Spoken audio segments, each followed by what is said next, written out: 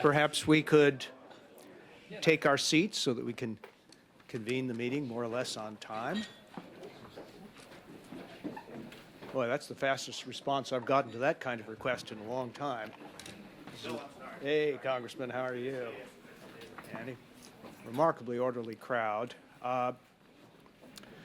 I'm Bill Galston, senior fellow at the Brookings Institution, and the co-director, along with Bill Crystal, from whom you'll hear in just a minute, of the new center.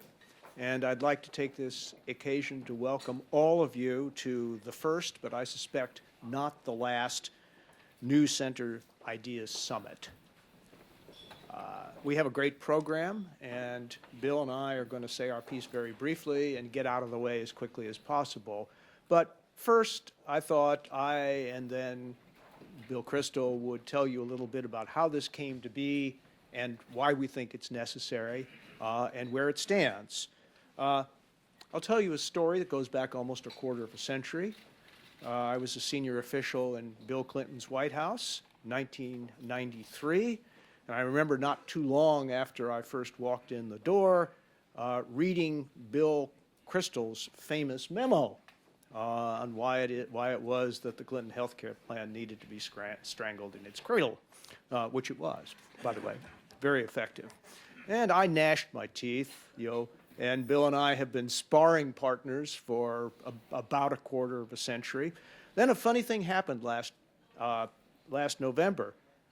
We were in the middle of the 14th round of our match, and this guy parachuted in from WWE and knocked our heads together. And when we came to, we discovered that we were sitting on two stools in the same corner. And so the idea grew on us of exploring the possibility that despite our long sparring match, that we actually, in these new circumstances, agreed on more than we disagreed, and that what we agreed on was much more important than what we disagreed on. So we sat down and wrote an op-ed, which was very easy. It was so easy that we said, well, why don't we see if we can drill down a little bit deeper on the issues front. And so we got a little push and some support from No Labels, and then we ultimately became an independent 501c3 project. What you have before you today is the first draft of the first tranche of ideas from the new center. They all, broadly speaking, cohere around the economy and ways of improving both growth and participation of everybody who wants to work in the economy. They are meant to start a discussion, not to end one, which is why we are so pleased that there's so much time today for actual discussion of these ideas. We don't expect instant assent, but we do hope for engagement.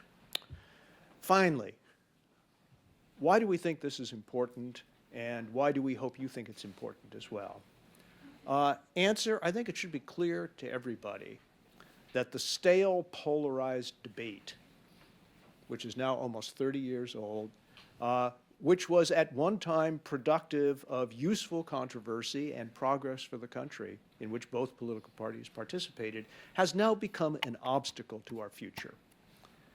And we think it is time to focus on the possibility that there is more latent agreement in the broad center of American politics and the American people, both in the United States and, as you'll hear in just a few minutes, in the UK and many other places besides.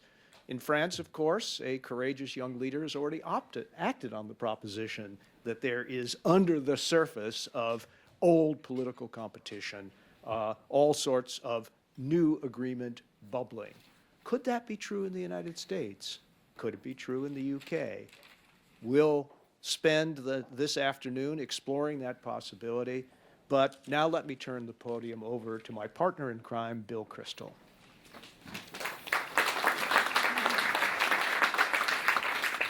Thanks, Bill. I think Bill's story about his being in the Clinton White House and me sending these memos does date us a little bit, particularly because these memos were used the most advanced technology possible. This was one of the gimmicks that got them some attention. We faxed them out to thousands of people. I was like, wow, the fax machine, cutting edge technology. So I suppose I will use that, though, to say, I just want to make a couple of quick points. I mean, I'm happy to be part of this. Bill really has been involved with No Labels and with other efforts to do centrist public policy for quite a while. I've been a pretty cheerful partisan during most of this time and didn't see much reason to worry too much about the state, at least of the party that I've been affiliated with since I came to Washington. I was perfectly happy to vote for John McCain and Mitt Romney and think that they would do a pretty good job as president. But things obviously have changed. I do think it's a new moment. I don't think it's particularly useful to be too nostalgic about the good old days. That's why, the fax machine and alleged bipartisan cooperation, there was more of it then, obviously, in the 70s and 80s and even into the 90s, maybe peaking in the mid-late 90s. But, we're not going to recreate a world of 20 years ago. So when Bill and I agreed to do this, we both have very much had the attitude of let's take a look and see whether it is possible to just, in a few areas, to see is there a centrist agenda that's A, centrist, could actually conceivably get a fair amount of support, B, and most importantly, I should have said this is A, I guess, substantively sound, would actually address the problems the country's facing, but C, not nostalgic, not just splitting the difference, not just hand-wringing about the Tea Party on the one hand and Bernie Sanders on the other, but a real attempt to look at the issues in a fresh way. And I think when we look at, and these ideas in the booklet need to be developed much more, and some of them will probably turn out to need to be modified quite a bit. But for me, at least, I was open-minded or agnostic going in as to whether this was sort of a plausible project, I would say, honestly. And for me, I do think what I've learned is that it is. As a kind of proof of concept, there's enough there that neither party is doing that can be done to address real problems in a serious, substantive way, A, and B, there's at least the chance of getting serious political support, I think, for such efforts in the not-too-distant future, maybe not right away, though it's such a fluid political environment, as we've seen in the last couple of weeks. I think if you had predicted 3 months ago or 1 month ago, Charlottesville was 1 month ago, President Trump, in my opinion, correctly, was denounced quite correctly for what he said and did and didn't say. People resigned from advisory boards in the Trump Commission, again, I think quite correctly, didn't want to be associated with it. 1 month later, the president's yucking it up with Chuck Schumer and Nancy Pelosi. I guess Chuck Schumer's going to be here tomorrow morning. He'll object to that characterization in the Oval Office, and they're apparently, we'll see, cutting a deal on something that one would have, not the first issue one would have thought that Donald Trump might cut a deal on. Leaving aside entirely the merits of this and whether it's going to really happen and who should get credit or blame, what it shows, I think, is just how volatile and fluid the situation is. And I think it's a mistake to therefore look at the last few years or the last few months and say, oh, the possibility of serious bipartisanship or nonpartisanship is the possibility isn't there. We really don't know. I think it's and certainly younger members of Congress I've spoken to in both parties are very interested, I think, in moving forward in some of these areas. Maybe we're not going to fix the entire healthcare system or the entire tax code at one time, but can't we do something about some of these particular areas that we discuss in that little booklet, but also many others, incidentally. One of the biggest aspects of dysfunction, I think, of the system now is that one has the sense that if Congress can't fix the biggest things, it doesn't do anything, which is a little crazy. I mean, if one lived one's life that way, that would be a very big mistake, I think. And I do think lots of people got elected to the House and the Senate, and they don't think they're there simply to either rubber stamp something that leadership gives them 3 hours before the vote, or to protest something leadership gives them 3 hours before the vote. They'd actually like to legislate and do some good for the country in one or another of these areas. So I think that pendulum may be swinging. Anyway, we don't know. All we can do is try to put out some ideas and see if people respond to them. So I think this is, and I would say personally, again, in the 4 or 5 months we've been doing this, I'm much more hopeful now than I think I would have been 4 or 5 months ago as to that some of these ideas might have a friendlier and more imminent reception than I originally thought. This is sort of a 2020 project, maybe even after that. The next 2-3 years are just going to be hopeless to get anything done. I really don't quite buy that anymore. And I don't know how it's going to happen and what kinds of different coalitions one can imagine. But I do think it's a more interesting moment than one might have thought. And so I'm very happy that we were able to do this modest piece of work and put it out there, and then we'll continue to do move along this path. But the most important thing is that everyone else move along this path, because lots of other people, this is more, as I say, of a proof of concept and a spur to others to move ahead, I think, than some document that's terribly important in its own right. Anyway, that's my sort of perspective on what we've tried to do. And now I will get off the stage, and I guess we'll reappear a little bit later, but I'm going to turn it over to Kathleen Parker, who will moderate a discussion, a very interesting discussion between two political leaders whom I have admired for a very long time, Tony Blair and Joe Lieberman.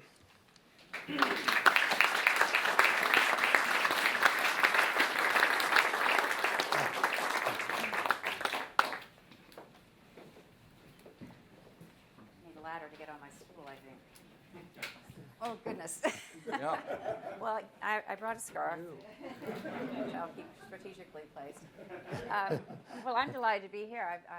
I'm always happy to be surrounded by centrist-minded folks, otherwise known as sane people, my favorite kind. And I'm delighted to have these two gentlemen to chat with. So we've been talking backstage a little about this new center movement.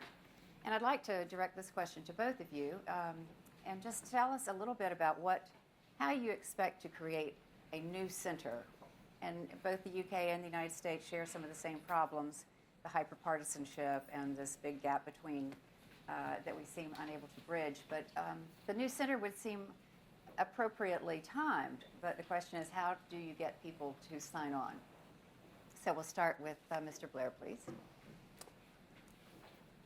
I think you have to start from the question, what is the political space that you're trying to occupy? And what I've noticed both sides of the Atlantic is that over the past years, the politics has become very polarized. There's really not a great sense of people coming together in search of what I would call solutions-oriented politics.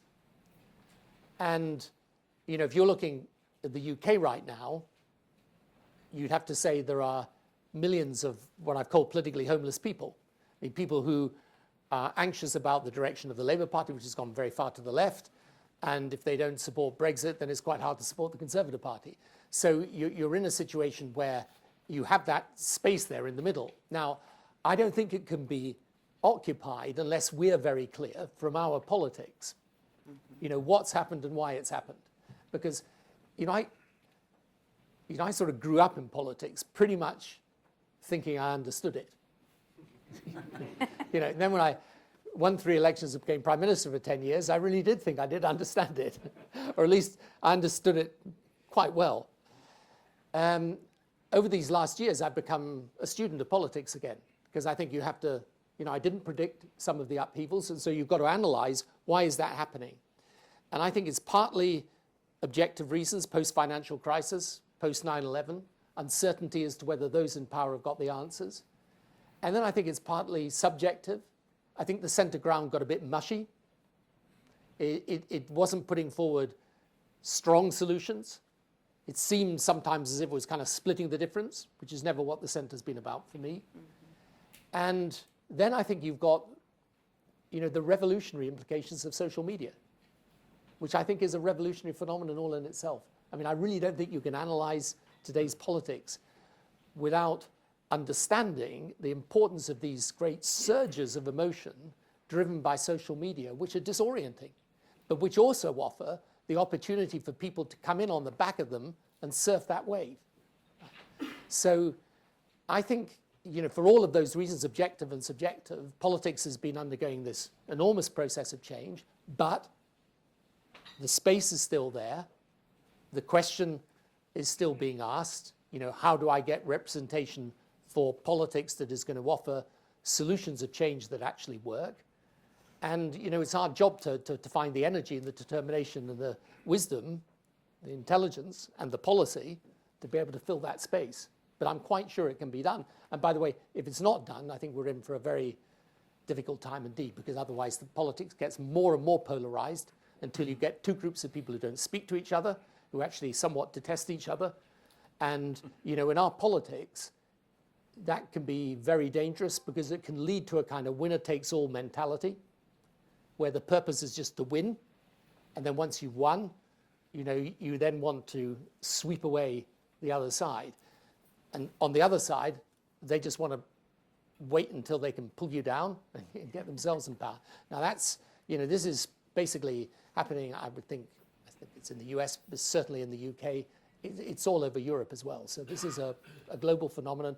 And, the opportunity, I think, is there. And the reason I feel so passionately about it is that I really do think the consequences of us not mobilizing that center are going to be grim indeed.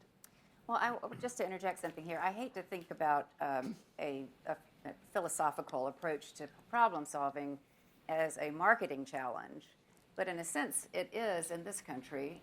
Senator Lieberman, we have a culture of that's sort of entrenched, and it has to do with winners and losers and highly competitive, left versus right. I mean, it's a template that's part of our daily culture. How do you undo that? And do you think it's even possible given the media environment that Mr. Blair described? Well, first let me, as the co-chair of No Labels, the only co-chair, because my co-chair went off and was going to be ambassador in Moscow. I would have preferred to stay here and be co-chair of No Labels. But anyway, let me welcome everybody and say how grateful we are that Prime Minister Blair is here, and Kathleen, thank you. And in a sense, to welcome our newest offspring of the No Labels family, which is the newscenter.org, which we're very optimistic about. So on this question of, first of it, on the question of understanding politics, I thought back to something I was told way back when I was a state senator in Connecticut. We were in the midst of a very confusing political situation. One of my senior colleagues said to me, I was expressing my wonderment at it. He said, if you're not confused, you don't understand the situation. So there you go. So I would say, before I get to your question, that so much of what Tony has just said is obviously relevant to the U.S.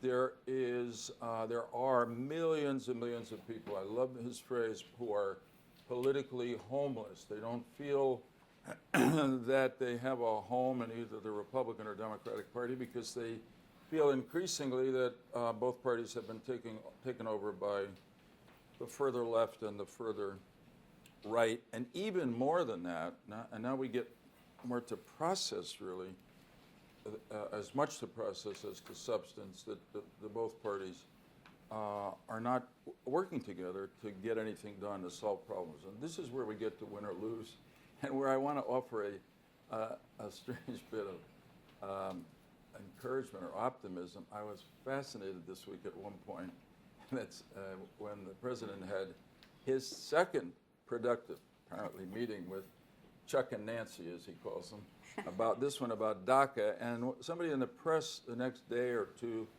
shouted a question to him, what do you say to the conservatives in your party so angry about what you're doing? And he said in classic Trumpian style, I want to win. I want to win. And so basically working with Democrats is one way to win. So, but you're right. We're building, Kathleen, on a period of years, really. It's gotten worse over decades. But certainly was, in my 24 years in the Senate, it got increasingly partisan, less functional, more ideologically rigid, more win and lose. And as you know, after one election, what do you focus on? How are we going to throw out the guys who won in the last election? There's no time given to negotiating, to governing, to doing. And as a result, Congress particularly is held in all-time disregard. It's part of why I think Trump got elected last year. We can talk about that if you want. So we've got to get over create a new definition, maybe for the moment at least, the Trumpian definition of winning, which is winning means solving problems. Winning means Democrats and Republicans working together. As Tom Reed, winning means the Problem Solvers Caucus, which, just to put a little pressure on Galston and Crystal, in the whole galaxy of the No Labels family, we parents are most proud of the Problem Solvers Caucus. So you guys in the new center will just have to work very hard to equal that. I'm sure you can. Bill is accustomed to parental guilt, induction, stimulating, great words. Okay, I should. Aren't we all? We are. I should stop there. But there's a yearning hunger for a new center, and what we have in mind. Maybe they said it before we came in. First, starting with ideas, fresh ideas that both parties can get together on. Second, creating this site. I don't know if they talked about it. That'll do for the center what Drudge does for the right and Huffington for the left. And where does it lead? We don't know. I mean, it can certainly be supportive of the Problem Solvers Caucus and anybody else wants to work across party lines, including people in the administration on the grounds of policy. I leave it to you. Does it lead to a third party? That's not our ambition, our aim, but I'm happy to talk about it. Well, let's talk about that. Do either of you feel that this can be accomplished within the current party structure? Do you foresee having to create a third party? And in conjunction with that thought, are you thinking in terms of eventually presenting a political figure, not necessarily from this room, but someone who would be, qualified and possibly could sell himself as a centrist political presidential candidate? I guess that's for you, since We've got the Queen, not a president. You don't this is one for Joe. your problems are half solved. That's good. Well, I don't know that. I've never heard anyone say that a third party would do well in this country, so I'm curious. So the history obviously argues against it. I mean, but we have had some, two things have happened. One is, and you have to go back a long way to the Whigs, and I was with a former Republican governor the other night, and he said that he thinks we may be watching the beginning of the dissolution of the Republican Party, that it may break into pieces, as the Whigs did. One piece died, and the other piece became the Republican Party and elected Lincoln in 1860. But, you have to go back that far. We've had cases where third-party candidates have gotten a lot of votes and affected what the other parties did, most recently Ross Perot, of course. Yeah. In some ways, fortunately, he didn't affect President Clinton's policy on trade, on NAFTA, but he did affect the administration and others on the balanced budget, and through his genius, President Clinton was able to do that with Newt Gingrich. So I would say that both parties in America are under stress now. I supported Secretary Clinton for a lot of reasons. Last year I was confident she would be an excellent president, just so qualified in every way, and I felt comfortable with her in terms of the positions I thought she'd take. From a political point of view, frankly, I also reached a personal conclusion that she might well be our last hope for some period of time to have a center-left Democratic Party and not a left-left Democratic Party. And wow, I hate to pat myself on the back. Maybe I wasn't a brilliant prognosis, but the party just looks like it's chasing after Bernie, really, to get as far left as they can. And there's no home for people like me in it, and nor is there going to be home for all those politically homeless centrists. The Republicans, on the other hand, and allowing in part for Trump's, shall we say, unique personality, a lot of traditional Republicans, and I don't know what you'd call them. Some of them are Bush Republicans, but it's much broader than that, are not comfortable in Trump's Republican Party. Part of the reason is they're not so sure he's a Republican, and they're right. Well, exactly. I think the last week has shown us that. He's hanging out with Chuck and Nancy. He's now saying he's not going to pull out of the Paris Accord. So he's actually becoming the Democrat he's always been, it seems to me. Yeah. And I wonder, though, if he's positioning himself, he says he wants to win, but maybe he's, in fact, creating a centrist sort of approach to solving problems. Maybe, are we willing to give him that? Well, he did run, I'll say this briefly, and then yield to Well, I want to hear Prime about the Minister. Labor Party. Okay, good. I mean, just say briefly that if you look at his programs that he ran on, he did run as something of an independent. I wouldn't call it a moderate. He was quite socially conservative, which nobody really thinks he is, personally. But then he did something that was really sin among the Republican Party that I worked with in Congress. He said throughout the campaign he would not touch Social Security and Medicare.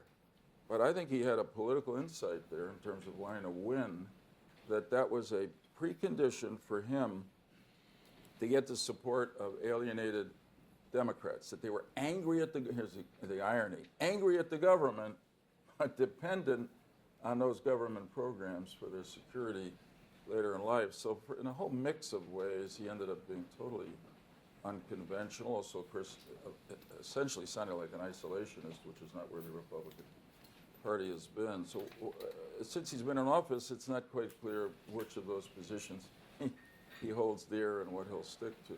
And so it's a puzzle where he'll be if he wants to run again in 2020. Yeah. Well, that's the question. So, Mr. Blair, do you see parallels to the Labour Party? Yeah. Yeah. It's absolutely the same situation, I would say. I mean, obviously my hope is that the British Labour Party comes back to the centre of its own accord.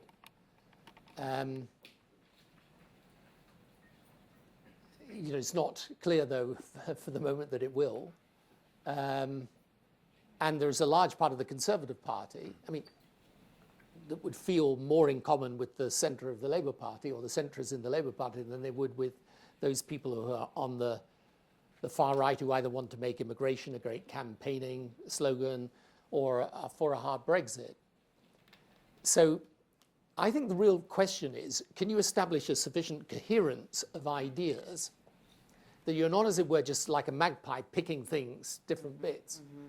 And I would say, actually, in relation to whatever your president does here, you can only establish something that is new, either with the existing party structure or outside of it, if there is what I would call a sort of broad strategic coherence, as well as merely a tactical opportunism. And that's why the policy stuff is so important, because it's got to derive from certain very clear principles. And those principles, I think, are about how you combine notions of equality with enterprise, how you, as it were, engage with the more liberal, socially liberal way that society is today, particularly amongst those people under the age of 50, as it were, how you ensure that you deal with immigration in a way that is fair, but where you're not stigmatizing immigrants or using them as a political football, and where you are prepared to make business responsible, but you actually value the notion of a thriving business sector. Now, that basic sort of set of ideas, or set of almost quasi-philosophical principles, I can see how you can build that into a series of things that people in the centrists and the Republicans or the Democrats could support, centrists in the Labour Party or the Conservative Party could support. And I think this goes in one of two ways. I either think you actually start to make a thing of cooperating. That's why I love your problem solvers caucus idea. I think it's a great idea. And by the way, you could do something very, very similar in the UK Parliament at the moment, where you either make a point of actually bringing people together across the party divide, or if that becomes very hard, then I don't think it actually matters what I say or even what Joe says or any other person in politics. At some point in time in our type of society, if you just leave this vacuum, it's going to be filled. Right. And right now in the UK, there's enormous political energy outside of Parliament, where people are saying, "Come on, this is ridiculous." And if you analyze, for example, in our situation, but you can see this in many different in the politics of many different European countries, you have a left that starts to go after two things. It targets business in a way that is actually anti-business and not in favor of responsible business. And then it starts to try and build a coalition of people based on identity, where you kind of add up this group and that minority and so on and so forth, and then you go right for an election campaign. I don't find that progressive. So, I mean, my problem, I always say this to people, my problem is not these people are too left, I just don't find it progressive. So, there's all sorts of answers to the problems, for example, of tuition fees, because they're a problem here, they're a problem in the UK, and so on and so forth, and you need to find a solution to it. But, promising everyone everything for free isn't progressive. It's just it's a mindset which is basically oppositional, and it's not geared to what you can really do in achieving government, right? So this is, very fundamental. So what I'm saying is you've got this, certainly on the left, in Europe, you've got a group of people who are pulling politics to the far left, but it's contested. And if it's not contested sufficiently by the people within the structures of parliament and party, it's going to be contested outside. And, the one thing I would say about politics today is, the one predictable element is its unpredictability. We live in highly volatile political times.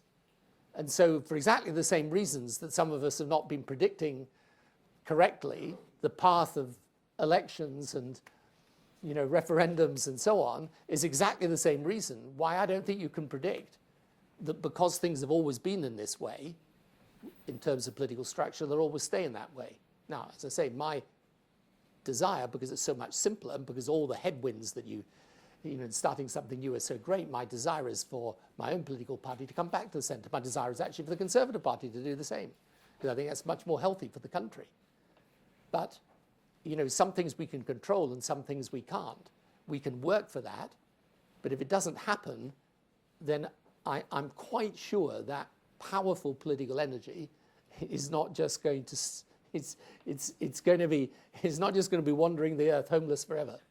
Yeah. If I may be real brief, Tony's raised a question that I think is really important for us to consider in an American context, which is we do have this growing politically homeless group of tens of millions.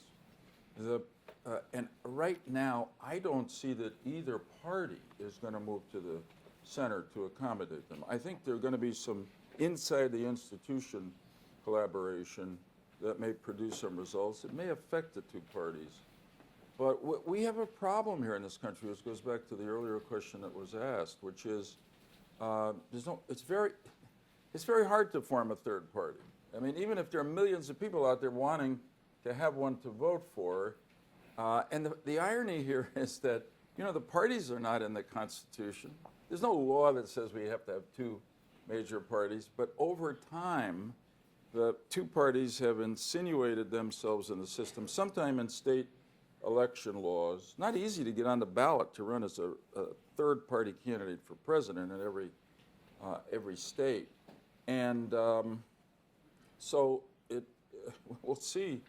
Can I ask a question, Joe? In your system, for example, when you do the Problem Solvers Caucus, Yes. I mean, what happens with the individual representatives in their own political parties? I mean, are they under pressure for that, or people like that, or they They do they have problems when they're running for nomination? They are, and I'll tell you, we started out in No Labels really trying to bring... Or is that a really dumb British question? No, it's a great question. I mean, we started out trying to bring Democrats and Republicans together to talk about issues and work together.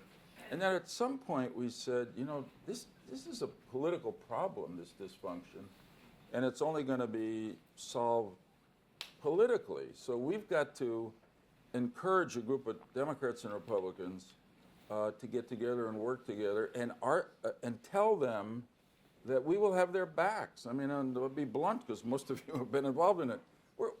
Your party may threaten not to raise money for you if you work with the other party. We're going to raise money for you, and we did that even before they began to do as well as they have been, just to show that we were serious about it. And last year we got, as I mentioned to you briefly, we got into 2 primaries where we supported, this was another spin-off operation, 2 moderate candidates, 1 Democrat, 1 Republican primary, against 2 extreme candidates, and we won both of them. So, but yeah, they're under, maybe you want to add, Tom, but they're under constant pressure from their leadership. Yeah. Well, if I could, I will say, thank you very much, Mr. Prime Minister. I'm Tom Reed. I co-chair the Problem Solvers Caucus on the Republican side.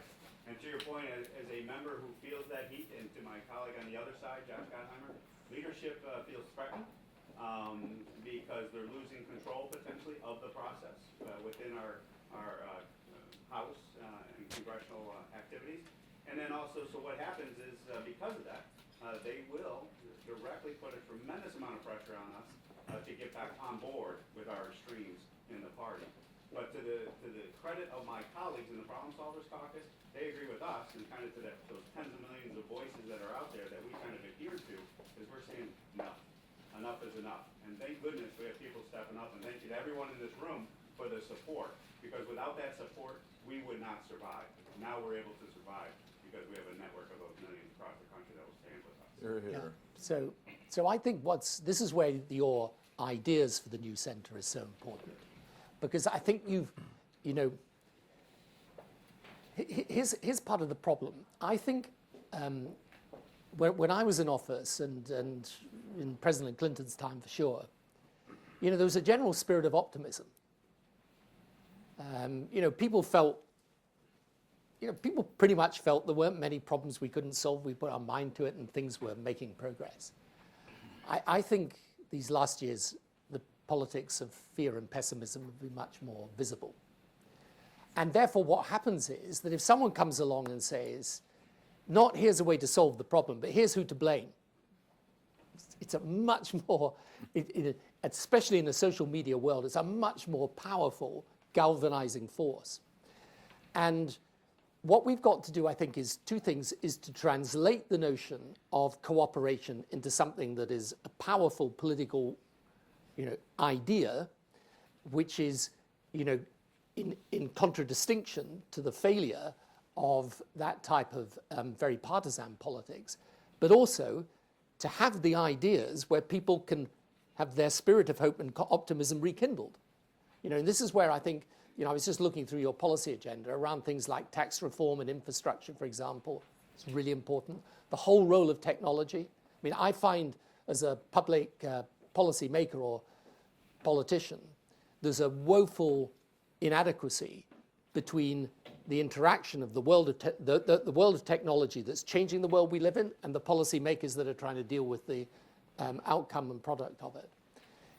We've got a whole series of issues which are obviously very, very powerful and sometimes divisive issues like immigration, where we've got to be able to provide people with the notion that you can find a way through the difficulties. So I think, this is only going to be, it's only going to be resolved if it's clear that that broad philosophical position can give rise to a policy agenda that people feel, okay, I can rethink this now. Because in the polling my institute does, we've found that this generation thinks it's done better than the last generation, but it's fearful that the next generation won't. And that generational switch is a change, by the way. That's a change. So we need to work out how we bring that back, that We're idea. going to open the floor to questions, but I want to just ask you one more quickly. You brought up immigration. You've changed your views on immigration, and we tie that to Brexit, which you think you've made some pretty stimulating suggestions for how That's a polite way of putting it. how Brexit could be reversed and also help with the immigration concerns. Yeah, I mean, truth, I haven't reversed my views on immigration really, but the majority of immigration in the UK is non-EU immigration, but the immigration issue, including EU immigration, really was the driving force behind the Brexit vote. And, my view is that what people want on immigration, or at least where you can galvanize a majority, is they want rules but not prejudices. Okay. But what they fear is there aren't rules. And where there are no rules, then they get anxious. and they see their communities changing around them. And then I think in Europe, particularly in the UK, there are cultural questions, particularly when you get people in from conservative Muslim backgrounds and people feel they don't really share our value system. So you've got a range of very specific immigration problems, and then you've got a very clear generic problem, which is around the absence of controls. And in my view, you've got to listen to those concerns. You can't just condemn them out of hand. And if you don't listen to them, then people feel you just don't get it. And this is what we're trying to do, is to articulate an immigration policy that allows us to proclaim why immigration is actually overall a great benefit to our country, to root out prejudice against immigrants wherever it is, but to make sure that people feel that the system is a system and that it has some integrity to it. Okay, so we do have a microphone, and we have our first hand raised here. Or we have this one, Jane Harmon's. Hi, everybody. I'm Jane Harmon. I'm an old centrist. And I'm also an escapee from the United States Congress. I left in my 9th term to head the Wilson Center because the partisanship was insufferable. And being in a nonpartisan idea factory is much more pleasant.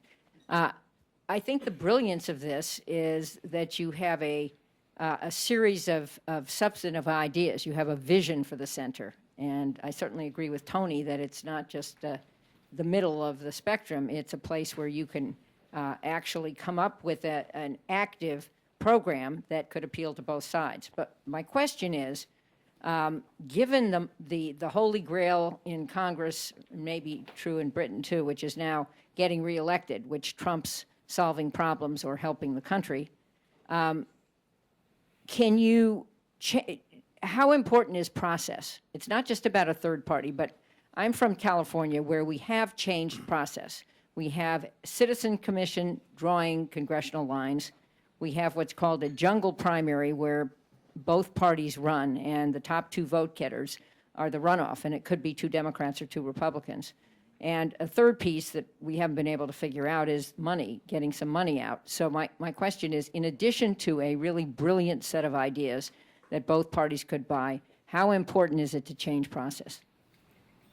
Well, it's very important. I mean, I think we've decided for now that we can't do everything, and other groups are working on that, on changes in process. But I think the California initiatives in this regard are very important because, as you know, they respond to one of the big causes of the partisanship, particularly in the House, which is that of the 435 seats, generally speaking, analysts think that only about 90% at most are competitive on election day. It's all about the primary. 10%. Pardon? 10%. I'm sorry, 10%, 90% are not competitive, right? And so it's all, we're trying to break that structure. And I think and it happens, incidentally, also in states that are mostly blue or mostly red, and when it comes to the Senate. So process is important. Look, if the 2 parties don't deliver, there are going to be those millions of people looking for an alternative, and they may actually press for changes in the process to allow a third party to come along, or whatever the latest iteration of Michael Bloomberg will appear and run as a third party candidate. He tells me he's not going to do it. But,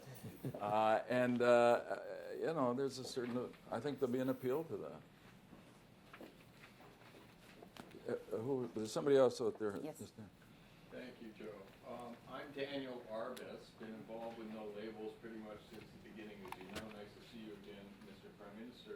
I wanted to offer 2 observations very quickly by way of questions. Prime Minister referred to the role of technology, especially social media, on politics and how social media has disrupted politics. What I wanted to offer you is the thought that it's the role of technology on people's lives that is the most important. If you think about how Donald Trump was elected, it was by speaking directly to voters and telling them that he heard their existential and economic insecurities, both of which have their roots in politics. existential insecurity has to do with, in technology rather, existential insecurity has to do with people's sense of vulnerability to decentralized non-state actors propagating terror. And economic insecurity has to do with the role of technology displacing capital and labor in traditional industries. So labor participation, which is what's spoken about prominently in the new center's materials here. I just wanted to offer that thought as a broadening of the framework outside the process of politics to what's shaping the political environment in people's lives. And then second, Joe, and thank you again for recognizing the question, I wanted to make the observation that you and I have spoken about before about our two-party system. If one looks back in history at the consensus of the center that has moved the country forward in the post-war political era, it's got three elements. It's liberal, increasingly liberal social policies, conservative but still compassionate market economic policies, and principled foreign policies that reflect the values of liberty and other values of the United States. If you look at the horizon today, I think you would both agree that the Democratic Party reflects the majority consensus on social policies. The Republican Party is closer on economic policies, and at the moment, foreign policy, as we all know, is a jump ball. I wanted to raise that as a framework for you, Joe, and a framework for you, Prime Minister Blair, just to comment on in both of those areas. Thank you. I mean, I'd start briefly. I think, Dan, what you've raised is very important, and there is a way in which part of what's happening now in both parties here in this country is a rejection, in part or in whole, of some of the big ideas, big policies that have really structured the world after World War II. And they have worked incredibly to create wealth, to diminish poverty, I could go on and on. We're living longer as a result. So I'd say in part it's belief in liberal democracy, internationalism in a political sense, and market economics and free or fair trade. Now, I think we're at a point where, because, incidentally, going to your first question, I think the real reason, I think there are two reasons for people's anxiety and anger. One, incidentally, is the government itself. I think part of the pessimism that people have is that the people in the government are screaming at each other all the time and nothing's getting done. I actually think that, though you can't say on the substance, the Trump-Schumer-Pelosi agreement on the three parts of the budget, et cetera, was an enormous deal. It created peace for 3 months, and I bet the president's numbers are going to go up as a result. I mean, he got something done, so that's part of it. But the other part, and this really is the cause of what's creating the anxiety, and it's not, although I agree with Tony about what has to happen with immigration, it's not immigrants. The real cause of dislocation economically is a force larger than whether we can secure our borders. It's the extraordinary pace of technological change, which, generally speaking, has benefited most of us and is, in terms of medical system, keeping us alive longer. We can go on and on. Better information access, entertainment, et cetera, et cetera. So, so I think you're right on target. Now, it may sound unfashionable to say, oh, we're here to protect and we never will say this, here to protect the foundation points of the post-Second World War, Second World War world, but I would never phrase it that way, but there were parts of it that have really worked, and we don't want to throw them out in some burst of populistic emotion. They need change. Nothing should stay the same, and that's what we're talking about. Yeah, no, absolutely. They need renewal, and I think this is what's very important. It's a long way down there. We did it. Yeah, you see, I think Dan, your 3 points are actually very interesting just to spend a moment on. So, social liberalism, as I was saying earlier, I think for the younger generation, but actually for us, right, is something we welcome. And the left has more traditionally championed that. The thing is this, though. You've got to keep true to its intrinsic benefits and not let that trend into something that can become actually very off-putting for people. So one thing I notice now is that people who defend social liberalism or articulate social liberalism can do so in a very illiberal way, in a way that actually starts to put people off. Right? So if you're hearing that, and you're seeing, for example, on college campuses, people being kind of shouted down and not allowed to speak, or if you think that perfectly justified concern to make sure your law enforcement is fair in a racial sense, right, then comes into apparently or seemingly anti-law enforcement officers as a whole, right, you are going to alienate people. Right? And you're going to give the right something that they will campaign on very strongly, and they'll touch a lot of people on that.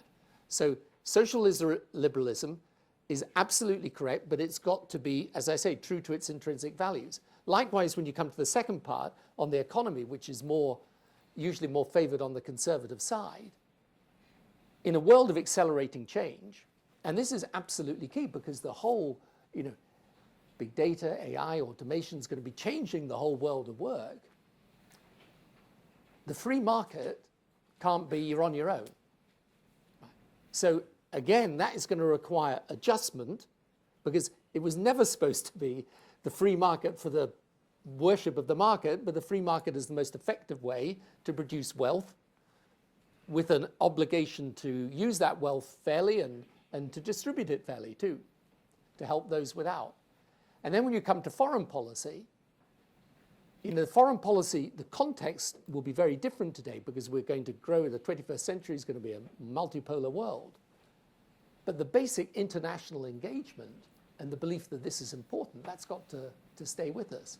So my point is that when you look at your 3 elements, I totally agree, those are the 3 elements that really drive our politics. There are sensible centrist positions on each of those things that actually the purpose of it will be to return those things to where they should be.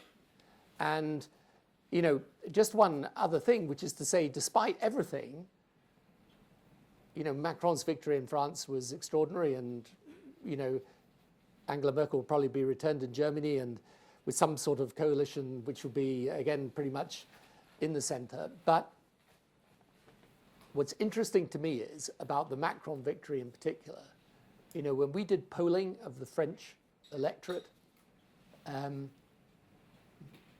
numbers that want to change were 90%. Right.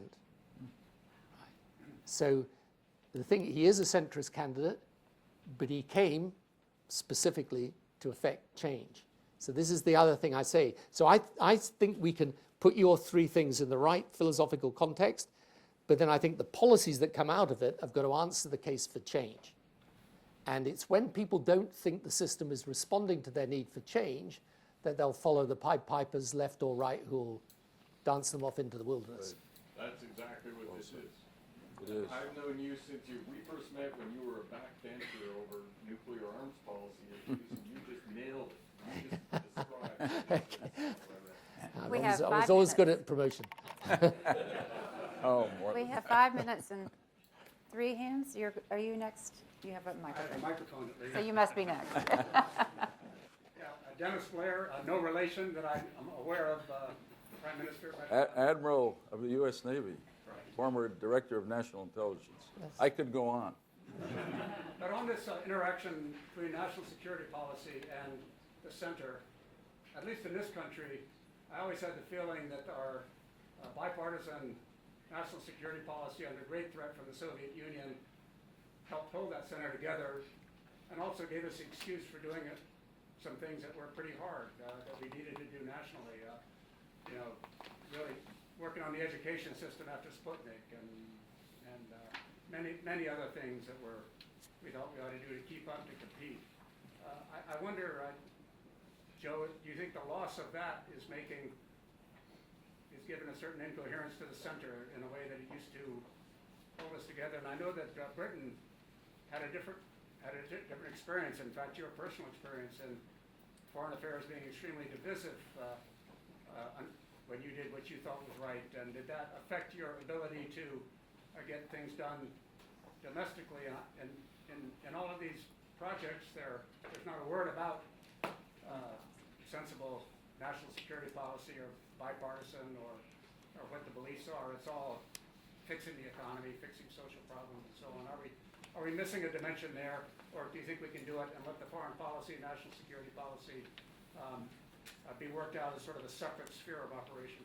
Well, I should leave that to Bill and Bill, but I mean, my own feeling about it is we're starting with domestic policy, and I think eventually we have to get to foreign policy. We've talked some about the importance of defending the ideal of liberal democracy in the world, and it needs defense, and it still is the most captivating for most of the people in the world, notwithstanding some of the rise of demagogues. But to go back to your question, Admiral, you're right that one of the disconcerting things I watched happen in Congress over the 24 years I was there was that major foreign policy questions seemed to be decided more along party lines. And that wasn't the case when I arrived. And it shouldn't be the case at all. And what's interesting, and again, it speaks to, I suppose, the leadership role of people in office, even if they're leading people in the wrong direction, is that that seems to be reflected in public opinion polling now on issues that don't seem to be foreign policy issues, don't seem to be partisan, but you get most of the Republicans on one side, Democrats on the other. There are exceptions, clearly. I mean, in the post 9/11 period, there was great bipartisan cooperation to develop some of the governmental responses to 9/11. I mean, it is fascinating. I just end here, which is to watch Trump, who was, I'm speaking simplistically, ran on America First, was an isolationist. That's appropriate, because we're saying, yeah, isolationist policy and et cetera. And yet, here he is in office. He's the president. He's commander-in-chief. And reality has conflicted with that political approach.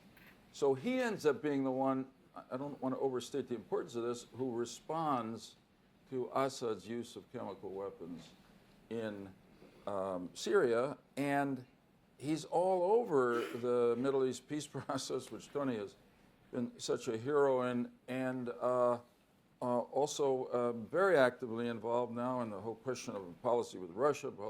Also, I think he's come to understand that the focus he's had on a kind of economic nationalism, which itself is, I think, risky for the country if it goes too far, inevitably intersects with our international relations, for instance, with China or Russia, or et cetera. So he's turning a bit, but the two parties are still at each other's necks too often on these problems. The old, what was his name, Vandenberg, the post-war president who was a conservative Republican who joined with President Truman in supporting the creation of our post-war foreign policy. He said that, I'm paraphrasing, partisanship should end at the nation's borders, at the water's edge. And we've lost that, I'm afraid. I mean, I think. No, go ahead. I was just going to, I think they want us to wrap up, but I wanted to ask whether there's time for these two who've been waiting patiently for. Sure.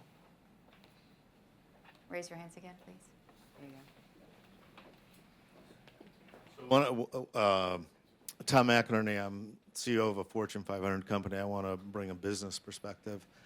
When I started work in the late 70s with college education, with the difference between a college education and a high school education, because manufacturing, compensation-wise, was not very different. And it seems to me that, and I've had the privilege over my career to run businesses in Europe and the UK and the US, and as well as in Asia, but that a challenge in both the UK and the US is that our education system is not producing, whether it's college or apprentices or whatever, but the majority of the middle class with the skill sets that will allow them to earn enough to have quality of life. And it seems to me that when technology and the political and the center ultimately, and I know Prime Minister, you spent time on this, and I know Senator, you as well, I do think the focus of solving these problems, a lot of it is to prepare citizens in whatever way that is, so that they because they can no longer, like they could in the 50s, 60s, or 70s, have a high school or an equivalent in the UK and be very successful. But today, that's probably no longer the case, and it isn't a big part of the focus. To take the fear away is to give citizens in both countries and around the world the skills so that they can be competitive on their own. Want to go to, maybe we'll go to Carrie and then. Yeah. Thank you very much. I'd just like to draw the conversation back a little bit, if I could, to that question about foreign policy and what the Prime Minister and the Senator would imagine as the basic tenets of a moderate foreign policy, if such a thing existed. And you might want to think about it in terms of what Senator Lieberman was also saying, like, what kind of foreign policy do you believe we all as Americans could get behind that the partisanship could end at the shores at this point in time? We always felt that de Tocqueville understood America a lot better than we did. So I'm going to yield to you based on that premise. Hello, Joe is much more expert than me, really, but it's. Here's what I think about this. I think the Admiral's absolutely right that there's a lot.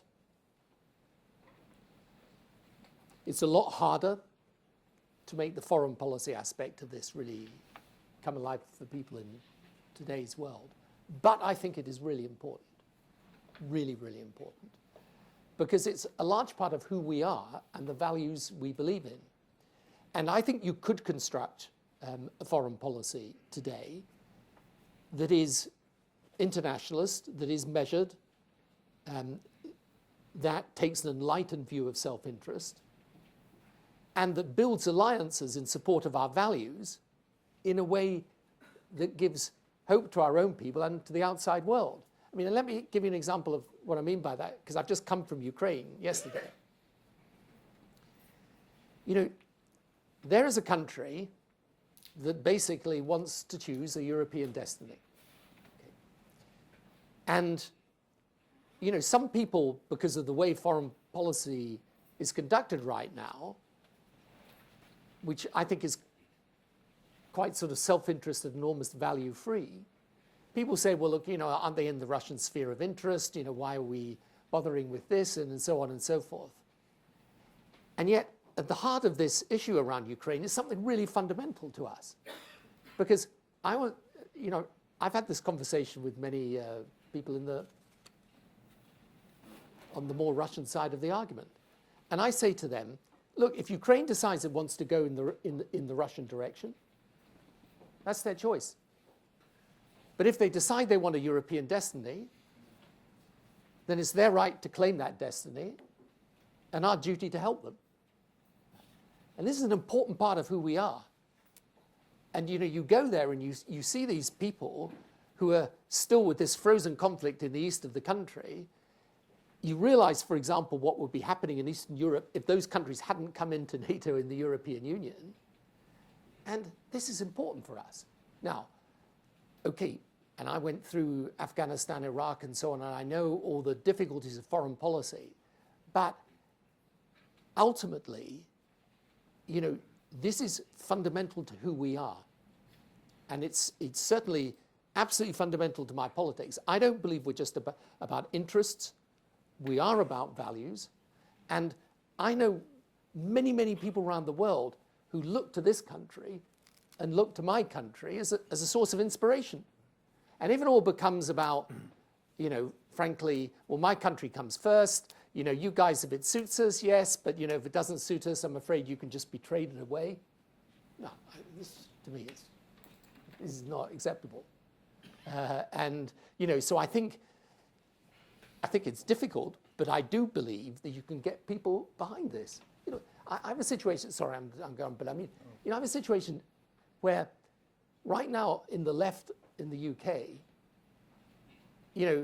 if the American president comes to town, there'll be masses of people out in the street protesting. Right? You can get a protest going about Israel, the click of a fingers.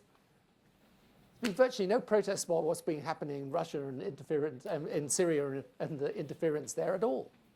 These are not progressive positions. So I think this is a very important part of the debate, actually. Anyway, I've gone too long, but I think. All right, well, I let them Well run over done. a little I bit agree. because I could listen to them talk for several more hours, but I think that I'm going to stop now. Thank you, Prime Minister Blair and Senator Lieberman and Kathleen Parker for a terrific panel. Good. Thanks so much. Enjoyed a lot. Thank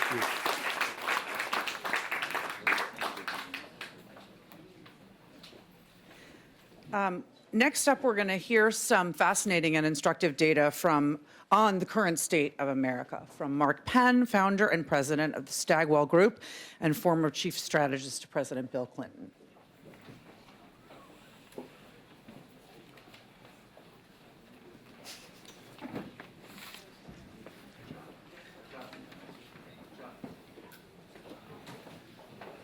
Okay.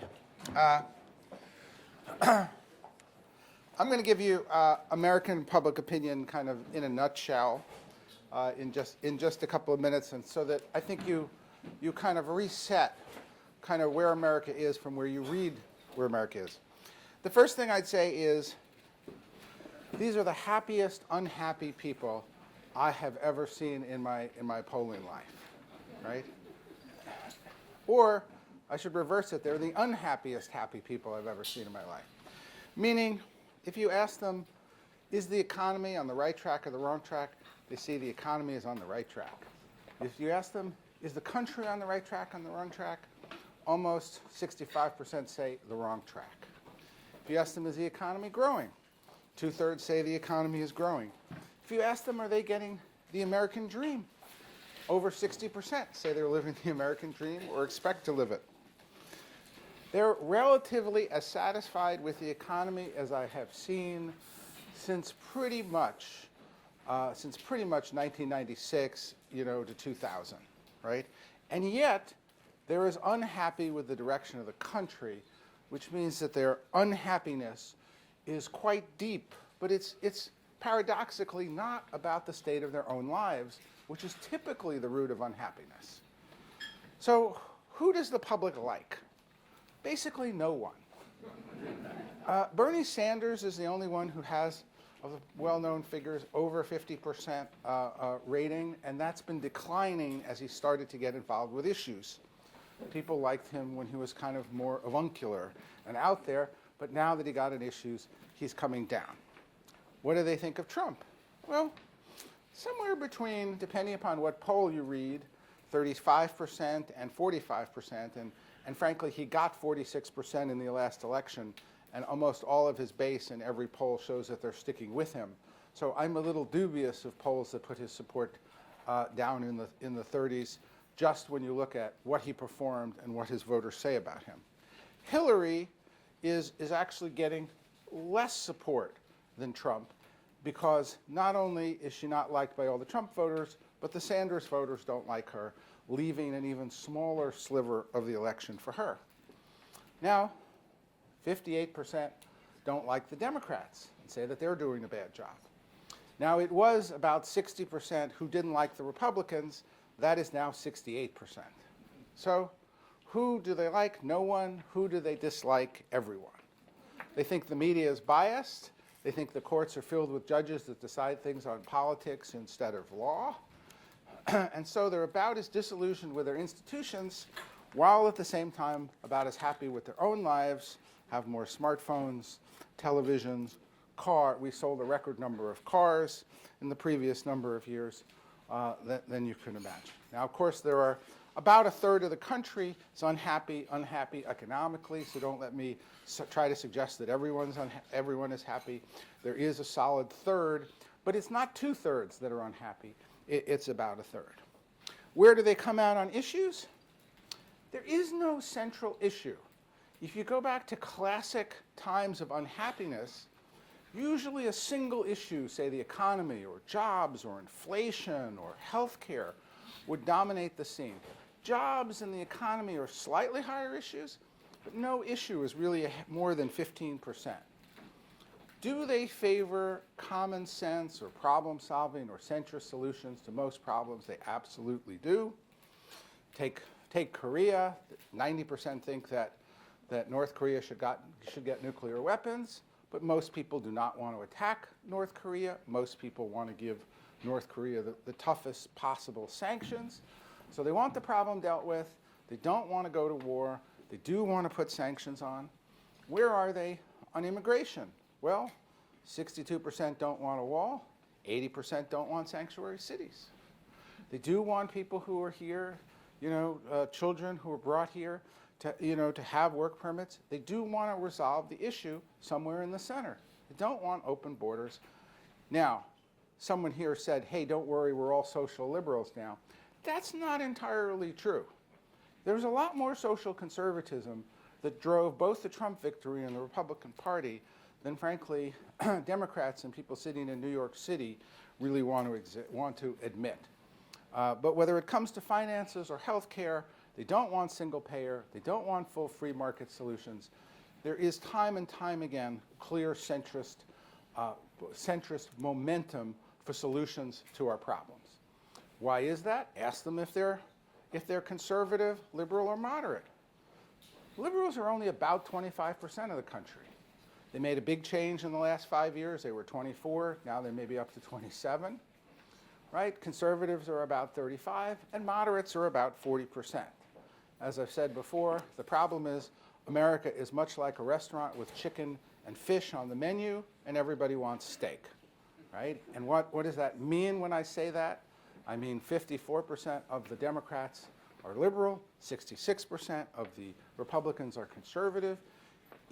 Every person who wants to run for president or get the approval of the voters of their party is driven increasingly to the extremes, and the result is the large centrist group, the steak eaters, if you will, don't have anything to eat, it's not on the menu, and they're being gradually disenfranchised. Now, in all of this discontent and all of this rancor, what is the one question that I get 91% agreement on? That one question is, should people from Democratic and Republican parties compromise on their differences to resolve problems, or should they stick to their principles? 91% say compromise and find solutions, which is why the Problem Solvers Caucus, when they started to come out with bipartisan solutions, whoa, all of a sudden, a light bulb went off, right? And that light bulb is that as divided as the public may be, the truth is they're united on the idea that we ought to find common sense, centrist solutions to our problems and move forward. Finally, I would say, if you're looking for, I wouldn't say finally, almost finally, I would say behind all public opinion are really the two movements of globalization and technology and how they are affecting our society.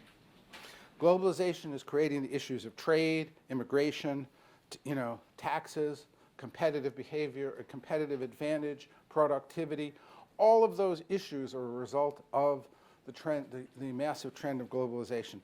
And technology, with AI, with big data, with automation, with the lack of privacy, with the economic concentration that we're seeing among the tech companies, those two forces are what is creating such tremendous upheaval and uncertainty among people's futures.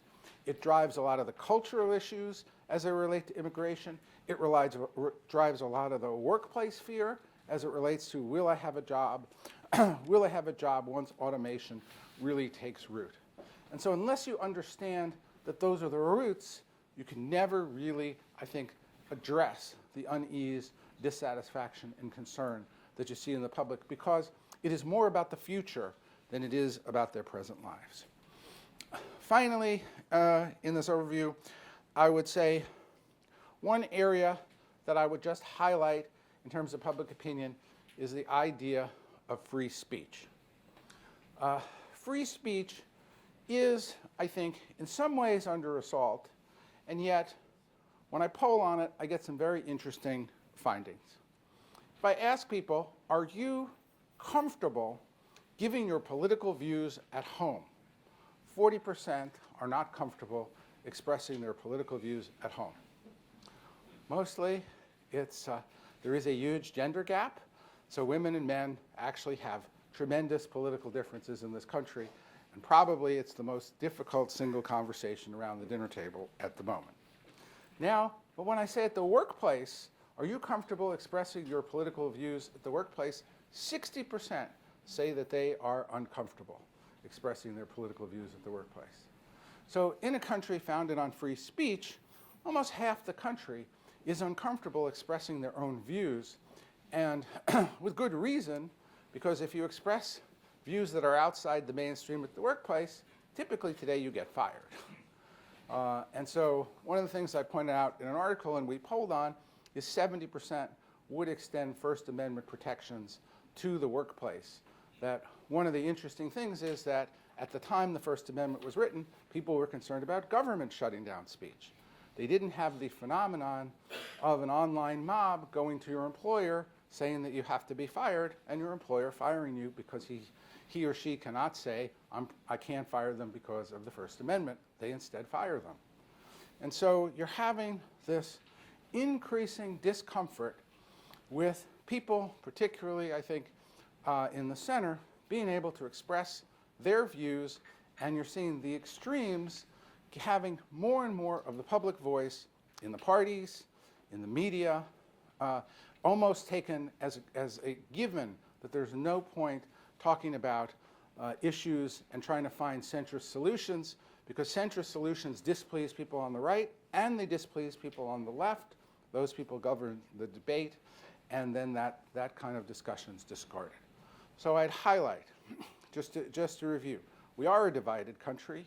We're a divided country that right now doesn't like its institutions, doesn't like its leaders, but wants to see bipartisan cooperation, has a surprisingly common sense view of the solutions.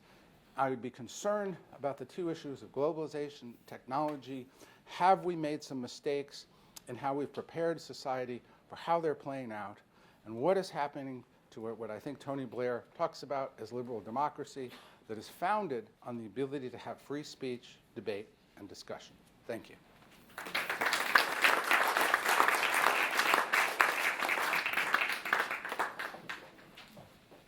Thank you, Mark. We have a little set change going on here before our next panel. Maybe started with Real Clear Politics, and I'm excited to be included in this today. Most often when I speak to groups, I talk about Congress, and I warn them that it's not my fault when I get up. It's really nice to be here today to talk about something positive. I'm really impressed by the work that Bill Galston and Bill Kristol have endeavored upon. And I urge you today, or in the week that follows, to really give this a read. You will learn a lot, and it will make you feel a lot better about some kind of consensus for common sense, reasonable starting points for a path ahead that both parties should be able to embrace. And I'm also really impressed by the panel of experts that we've put together today to talk about the different proposals in the book, Ideas to Recenter America. And my stars are here. I'm going to let them sit down. Welcome. What order we go?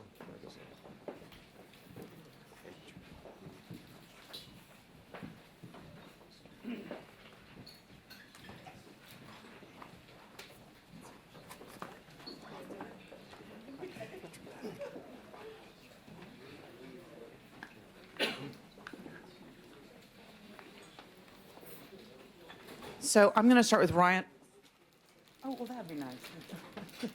Just in case I'm going to start with Ryan Clancy. Ryan, Ryan formerly served in the Obama administration as a speechwriter at the Commerce Department and for Vice President Biden, and today works closely with companies, campaigns, and leaders on communication strategy. He's worked for several years as a senior advisor and strategist for No Labels, and he worked closely with Bill Galston and Bill Kristol on this project, the New Center team, researching and writing ideas to recenter America. Ryan, in this book, a grand bargain of sorts is proposed, pairing a deal on tax reform and infrastructure. Tell us how and why these two big projects should be combined. Sure. So, as we sort of mentioned earlier, when you look at all the ideas in this booklet, they all have to do, in large part, with either growing the economy, growing the pie, or having a more equitable share of it. I think what we see a lot is Republicans, certainly in America, focus a lot on growing the economy, the left increasingly on the who gets what. But when you focus on both to the exclusion of everything else, you don't really get either. And so what we look at with tax and infrastructure is this is very much focused on the growth aspect. As a lot of you know, the post-World War II growth rate for the U.S. has been about 3% usually. Until the last decade, it's been about 2%. Until you fix that, really nothing's possible. The world in which we're growing at 3% is a world in which we can manage our challenges. A world when it's 2%, we really can't. And tax reform and infrastructure is really the perfect natural bargain to stimulate investment in this country. Everybody knows the tax system is a disaster. Everybody knows our infrastructure is falling apart. Anybody that came up here on the Acela can certainly attest to that. And so what we look at here is this is the perfect political bargain for the right and the left. It has a political logic. It's something the right wants, tax reform. Democrats really want infrastructure. But there's some real policy logic behind it as well. If you do tax reform right, you get a bunch of money that's stowed abroad that can come back here and be reinvested in infrastructure.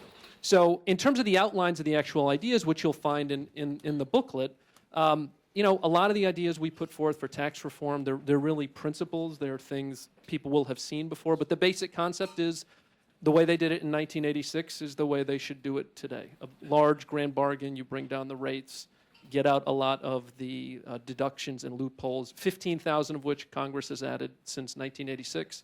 And then on infrastructure, it's both a financing and a regulatory challenge. So we have to get a lot more creative about how we fund this.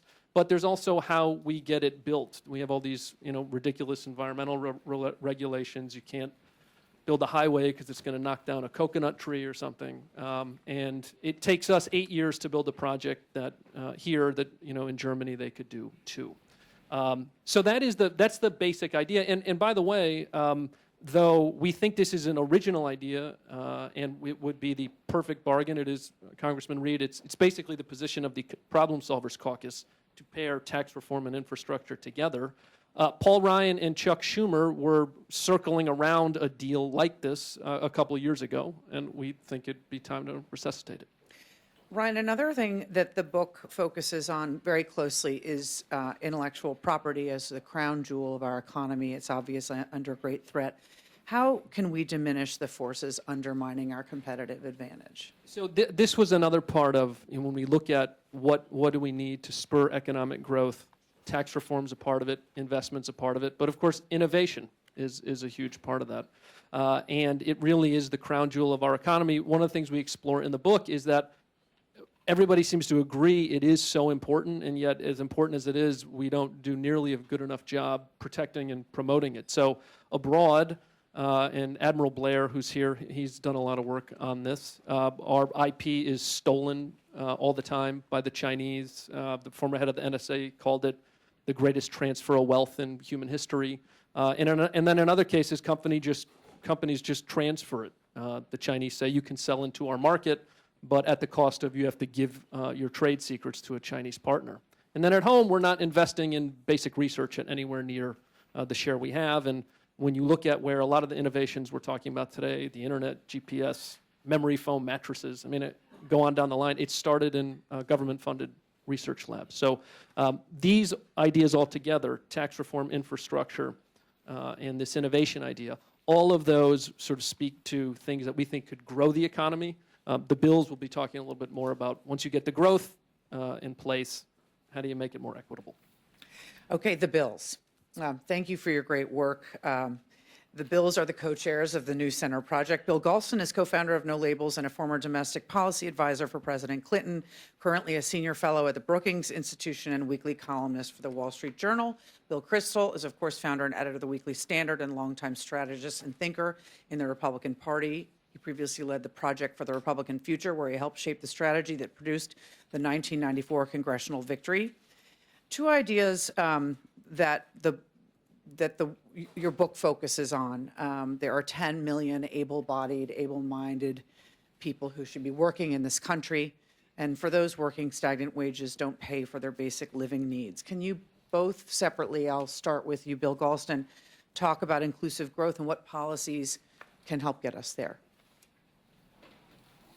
Well, Bill Kay and I've actually divided this up, and I'm the Democrat, so I'm going to be the tough guy on work, and Bill's the Republican, so he's going to be the soft-hearted guy on inclusion and fairness. Seems only right. And our message is really very simple. We want growth that benefits everybody who's willing to contribute to it, as well as those who are too young, too old, or too infirm to do so. That's a basic principle of the New Center. And if you ask where does growth come from, well, there are a lot of business people in this room, and I think you know the answer to it. Part of it is productivity, and part of it is a growing workforce actually working more hours. Hours worked times productivity per hour, and there's your economy. So that raises the question, how is the United States doing when it comes to actually putting able-bodied people to work? This is known technically as the labor force participation rate. And the answer in one word is terribly.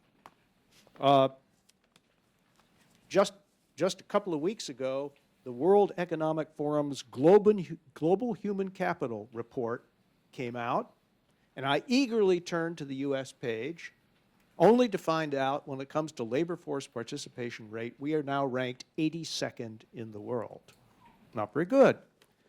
Then I said to myself, well, maybe that's not fair. What about how are we doing relative to the other advanced industrialized nations? So I went to the recent report of the OECD, 35 countries.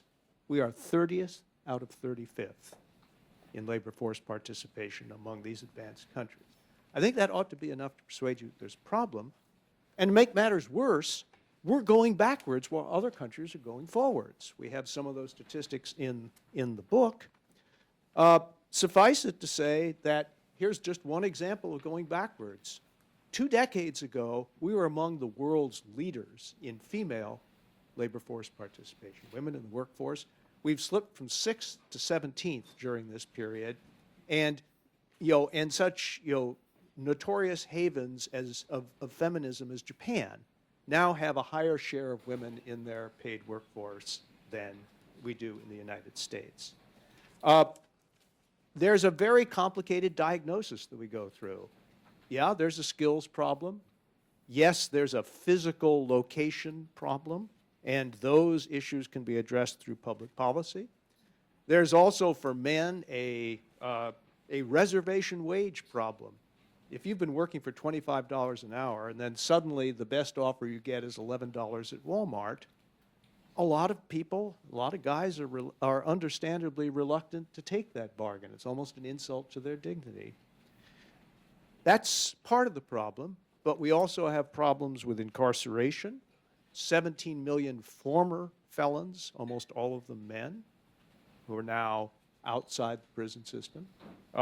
We have problems with drugs. We've all heard about the opioid epidemic, problems with obesity, and problems with poorly conceived public programs such as the SSDI program, the disability program, which is structured so that it locks people into a permanent position of dependence once they enter the program. And for women, you have similar problems, but with one twist, namely women still labor under a special burden of balancing work in the home and work in the paid workforce. And if you compare our policies in that area to those of the rest of the advanced industrialized world, and even countries who aren't so advanced, we are way behind, and we're doing very little to close the gap. So suffice it to say that corresponding to that diagnosis of the problem of inadequate participation in the labor force, we have a series of remedies on both the programmatic side, but I'll conclude on the following note. There's also a moral issue here. We believe that it's time to re-norm work. That is to say, to reestablish the principle that if you can work, you should. Because if you don't, then you're not contributing to the economy and will probably end up as a draw on the labor of others. If you can't work, that's understandable and perfectly acceptable. But if you can, it's not.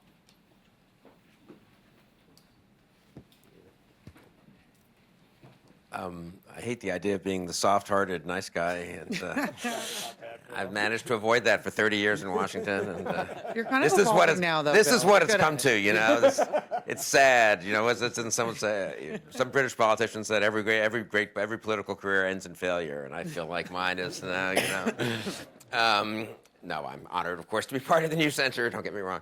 And actually, I do think it's a new moment and it requires new thinking. I want to actually. Just one footnote, though, before I talk a little bit about the policy stuff.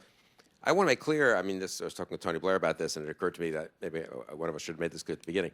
This is a book of policy ideas. This is not a comprehensive answer to the Trump phenomenon or to the Trump and Sanders phenomena, and shouldn't be thought to be, and certainly Bill and I wouldn't want you to think it be. I mean, think it's extremely important, leaving aside whether these policy ideas get implemented or not, whether or not the problem solvers succeed in particular policies or not, to defend liberal democracy, to defend the rule of law, to defend constitutional norms, to defend the liberal international order, period. I mean, so the policies front is related, of course, but is somewhat different. So I don't want to make it seem as if, our answer, the full answer to the problems we face, either in Europe or here or elsewhere, is, some clever public policies that will work better. I think that's really important, but it is also important to step back and make that defense. A lot of us have done this in other contexts, and that wasn't the point of this effort. I do think the two are related in this way. In the real world, however, the strength of liberal democracy and of the liberal world order, for that matter, is related to the success of public policies. I mean, it just is harder. Liberal democracy at home will be more vulnerable to demagoguery if you have financial crises, 1% growth, failures in foreign policy than if you have reasonable successes, and if you have a system that doesn't seem responsive. So this book doesn't address a whole ton of process reforms, congressional reforms, governance reforms that also would be worth that many people have addressed. That certainly No Labels is addressed, and Bill and I and others on this, everyone here probably has over time thought a lot and talked a lot about those things too. So this is not the one solve, the one solution to the problems we face in the country. I do think it's important, though, on the growth issue. The way I would put it is this, very briefly: is I think Democrats like to, attack, or let's see, Bernie Sanders Democrats like to attack Wall Street. Let's say the organized fraud. I think Sanders said Wall Street's simply a system of organized fraud. Wasn't that what he said? I think in the campaign, over and over and over, which is a pretty astonishing thing. I mean, Trump is astonishing, and I yield to no one in my dislike of many things that Trump said. But Sanders, in a way, didn't get quite enough grief, in my opinion, for sort of saying as if tens of millions of Americans are just participating in some fraudulent effort. I mean, that's all that Wall Street is. It's really a sort of shocking thing to say. So the Democrats, on the left at least, want to simply attack various forms of big business. Republicans when asked about some particular problem, want to say, well, it's the market. You can't really do anything about it. Neither of those can really be an acceptable answer, I think, to the real challenges we face. And in particular, on this precise point of inclusive growth, it's just a fact. It doesn't require any malevolence on anyone's part, any ill intention, that the returns to capital over the last 20 years, certainly strikingly since 2009, however, have been wildly better than the returns to labor. If you own stocks, you've had a nice comeback from 2009. If you own property, most places have come back, and a lot of people have done very, very well. If you depend on your wages, you haven't fully come back from 2009, and even you have barely now come back to where you were if you're middle income, lower middle income, to where you were in 2000. So that's just a fact, and it's a problem, and it doesn't answer. Maybe that is, in fact, the market working in a new world where technological growth and technological disruption and globalization has changed the balance of power between capital and labor and advantaged well-educated people more relative to less educated people than used to be the case. But you still have to address that then. I mean, seeing that it's a product of bigger forces beyond our control doesn't mean that one gives up. I think too many Republicans have taken the view that, well, we can't do anything about it, and we're not going to sign on to Bernie Sanders' program, so there's nothing to be done. And we did try in this book to suggest at least the beginnings of ways to be serious about helping working class and middle class families, and especially helping wages, making work pay. And that was Clinton's slogan. But it's really been a bipartisan commitment in America for decades and forever, really. And there's something wrong when when work doesn't pay. It's wrong both in and of itself, and it's also very bad, as we've seen, I think, in the last couple of years, for loyalty to the political and economic system. I mean, there's nothing that we've created an environment inadvertently where demagoguery has become easier and easier, and we're now paying the price for it. Next, I'm going to go in order of my topics to Jonathan Cantor, who is here, and Franklin for who are going to talk about challenging the titans of technology. Jonathan Cantor is a partner at the antitrust group at the Paul Weiss Law Firm, where he's led a number of cases litigating anti-competitive business practices in America and around the world. He also formerly worked with the Federal Trade Commission. Franklin Foer, staff writer for The Atlantic Magazine and former editor of The New Republic. He's also a fellow with the New America Foundation, and just this week released his new book, World Without Mind, The Existential Threat of Big Tech, which explores the hidden and not so hidden ways that a few big tech companies are influencing all of our lives. Gentlemen, one of the focuses of the ideas to recenter America is the issue of antitrust, and that in America, historically, the breakup of Standard Oil and the same thing with AT&T were that these changes were made following a wave of consumer pressure. But these companies, these tech companies, are incredibly popular, and most consumers remain unconcerned either about data collection or other issues and the threat to privacy. How were these companies able to concentrate their power and to grow, and what should be done to affect any negative consequences? And I'm going to let Jonathan answer first. Great. So thank you. And you're absolutely right. I mean, the antitrust laws go back a long way in our country, dealing with bottleneck monopolies, oil companies, railroads, telecommunications, operating systems, mainframe computers. When we look at the tech titans today, they are essentially all of those combined. They are the infrastructure for our new economy. But what we have is these markets that, and you ask the question, is how do they get so big so fast and unchallenged by the antitrust laws? The answer is multifold. One is these are huge bodies or companies that get smarter the more people use them. And the bigger they get, the smarter they get, the harder it is to take them on. And so we get in a situation where once you get that advantage, it becomes very difficult for anyone to claw their way up. And so they lend themselves to monopolies.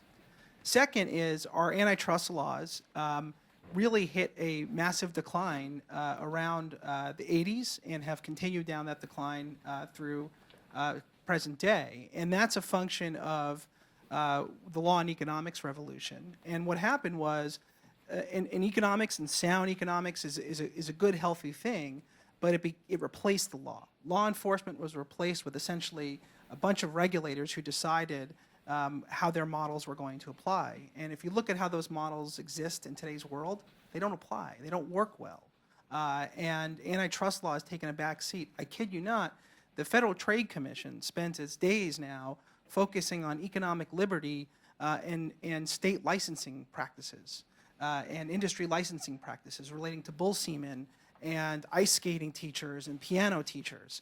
That's where they're spending their money in a world where we have these massive tech titans that are displacing workers and creating barriers to entry. So it's a massive, massive problem. Also, we have a world in which the regulators don't understand the technologies. It's amazing. You walk in and they're smart people, but they don't really get how significant and how substantial these technologies are and how important they are as platforms. And that's the last point I'll make now, which is that these aren't just big companies. They're platform technologies. They're platforms for business. Used to be if you wanted to start a business, you'd go down to your local main street, you get a storefront, you hang out your shingle, and boom, you get people to walk by and you sell stuff. Well, today, if you want to have that storefront, if you want to start a business, you need to start that business on the virtual main street, and that's a Google or a Facebook or an Amazon. And they provide that platform. They also compete on that platform, which creates a great self-interest, and it becomes a real barrier. The other thing that happens, we talk a lot about regulation. These have become a series of private regulators, and effectively, they dictate the rules of commerce, the rules of the road for everyone who participates on that platform. And so they tell you how to run your business, whether you can charge a subscription for your newspaper or whether you have to give it away for free. They want to take 30% of your revenue if you're selling through Amazon or if you want to distribute an app through Apple. This is having a massive effect on our economy. It's having a massive effect on entrepreneurship and small business. And a lot of these companies sustain massive losses for many years. So our antitrust laws just haven't kept up with the times. And it's an insular community that's really captured. And if you talk to folks in the antitrust community, what they'll say, oh, it's not about policy. It's simply a matter of law enforcement. We'll look at everything in a vacuum. But I don't see how you can divorce antitrust law from our economic policy and from our social policy.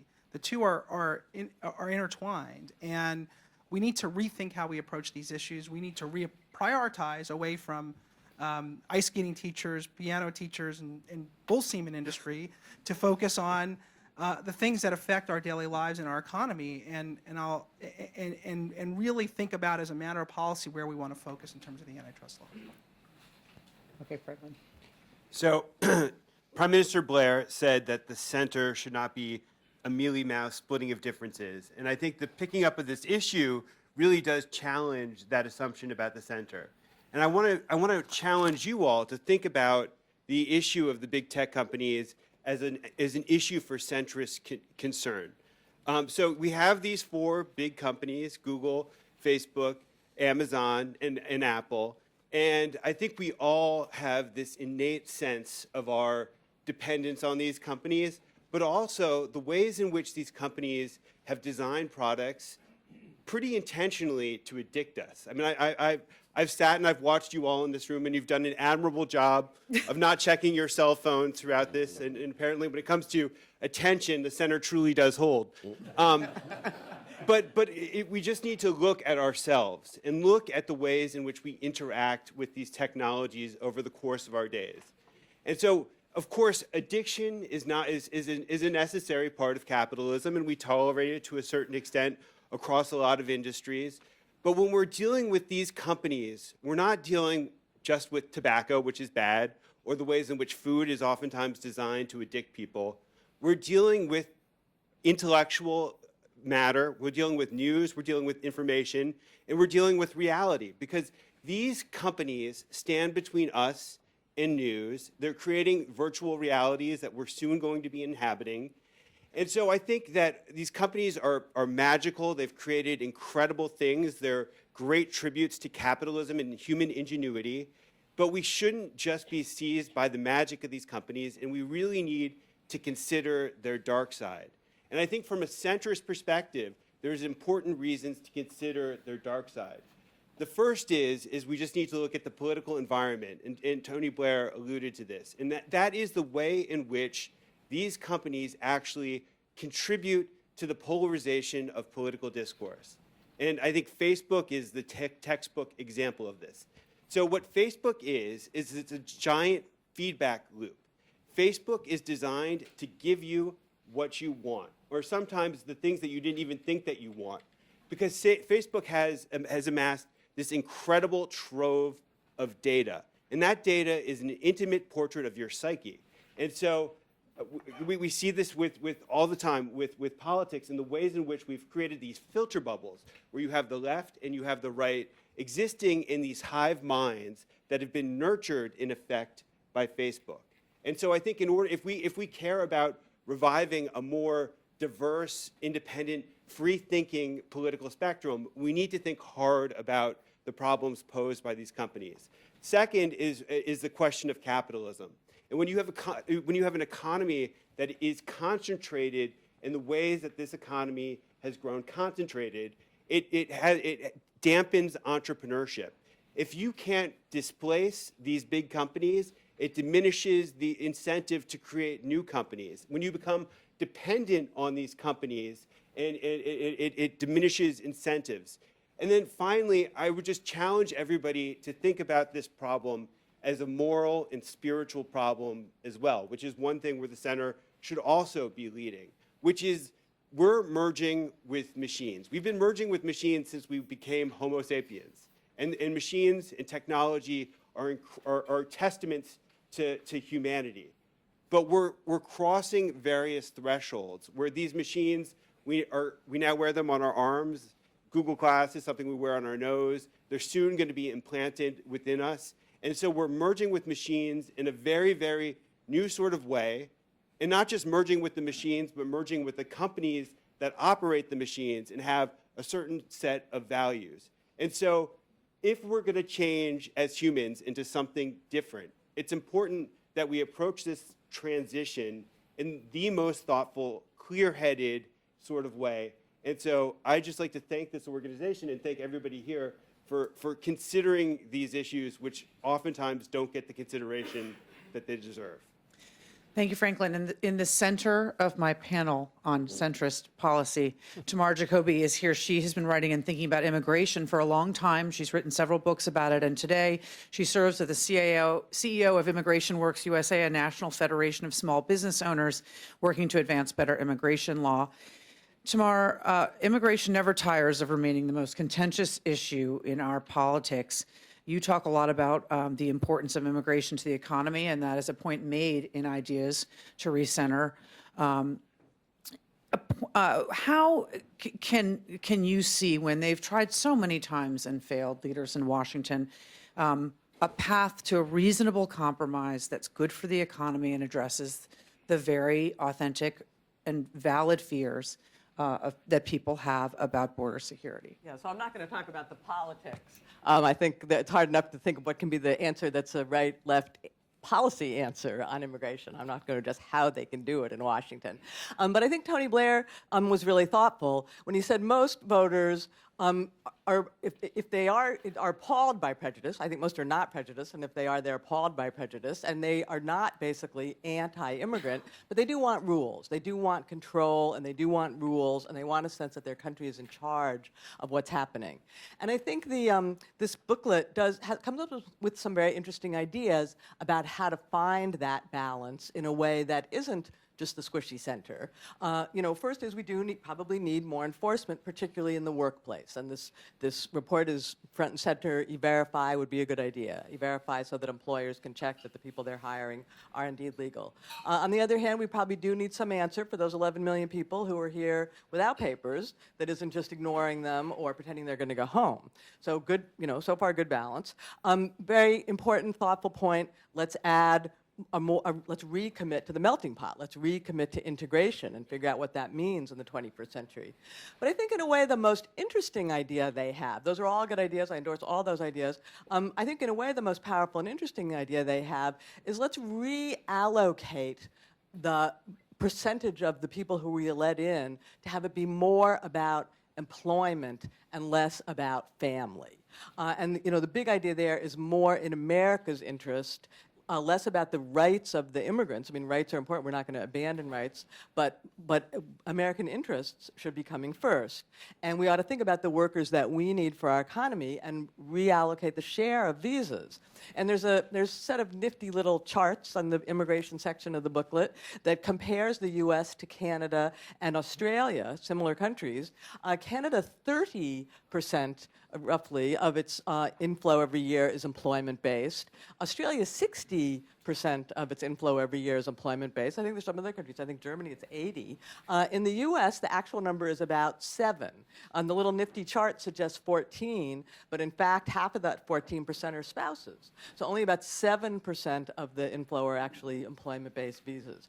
That's just way out of whack. It's way out of whack in comparison to other countries. It's way out of whack for what should be good to America, would be good for America. There's some caveats to this, though. Let's just not go too simply to it's so easy, let's create a bunch of worker visa programs, right? Because, the first caveat is you don't want to eliminate family. In the U.S., traditionally, it's always been about you sponsor your relatives, and that you can. Somebody tough-minded person on some other part of the stage will say, "Well, that's too squishy. That's too compassionate." In fact, family is the best social safety net we have for immigrants, and a lot of unemployed, less skilled men by themselves is not exactly what we want as an immigration force. So some family is good. We don't want to eliminate it. Number two is, of course, any government program that's going to bring workers to work in the United States, those employers should have to try to hire Americans first, or make some proxy for trying to hire Americans first. The system that we have is not very good, but maybe you pay a fee or you do something. This can't just be nakedly at the expense of American workers, and that's really important. The wages are obviously really important. I mean, the popular understanding of immigration is a lot of myths about the wages. I mean, in fact, there's almost left and right, hawkish and dove immigration economists agree that there's very little wage effect, except for the 9% of the American workforce that doesn't have a high school diploma. So there isn't much of a wage effect, contrary to the popular understanding, and that has to be explained better. But of course, any policy is going to have some kind of wage protection, and look out about that. But in a way, the trickiest and the fourth and most important caveat, in my view, is it's not just enough to bring in a bunch of brainiac, high-skilled immigrants. For our workforce, we do need more PhD scientists. Every country in the world is looking for innovators and scientists and high-level business people and entrepreneurs, and they obviously create jobs in ways that are obvious, new technology and new businesses. But it's also true that we need some less skilled immigrants. And we're seeing that today in massive shortages in construction, agriculture, increasingly now, again, hospitality. The rationale there is that in 1960, half of all the men in the labor force, in the U.S. labor force, were high school dropouts. Today, less than 10% are high school dropouts, and we still need some people to do that kind of work.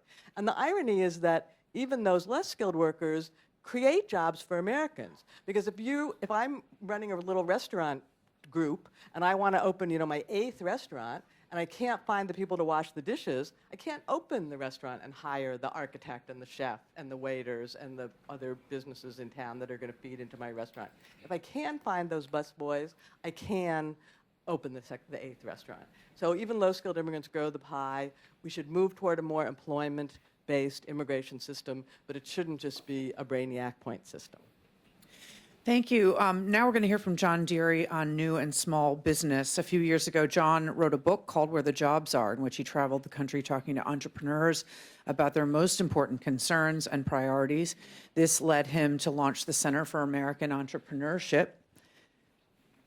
John also previously served as the acting CEO of the Financial Services Forum. John, new businesses account for all net new job creation in the United States, but rates of entrepreneurship are now at an historic low. What led to this decline, and what can be done to reverse it? Thank you for having me.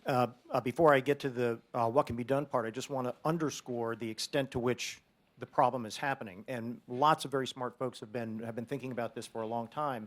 I'd just like to call attention to, I think, one of the most alarming pieces of research that was done by two former colleagues of Bill Galston's, Bob Lighton and Ian Hathaway, who published the paper out of the Brookings Institution in 2014, in which they pointed out their research concluded that not only has there been a 3-decade decline in rates of entrepreneurship nationally or in aggregate, but that this decline is happening in all 50 states.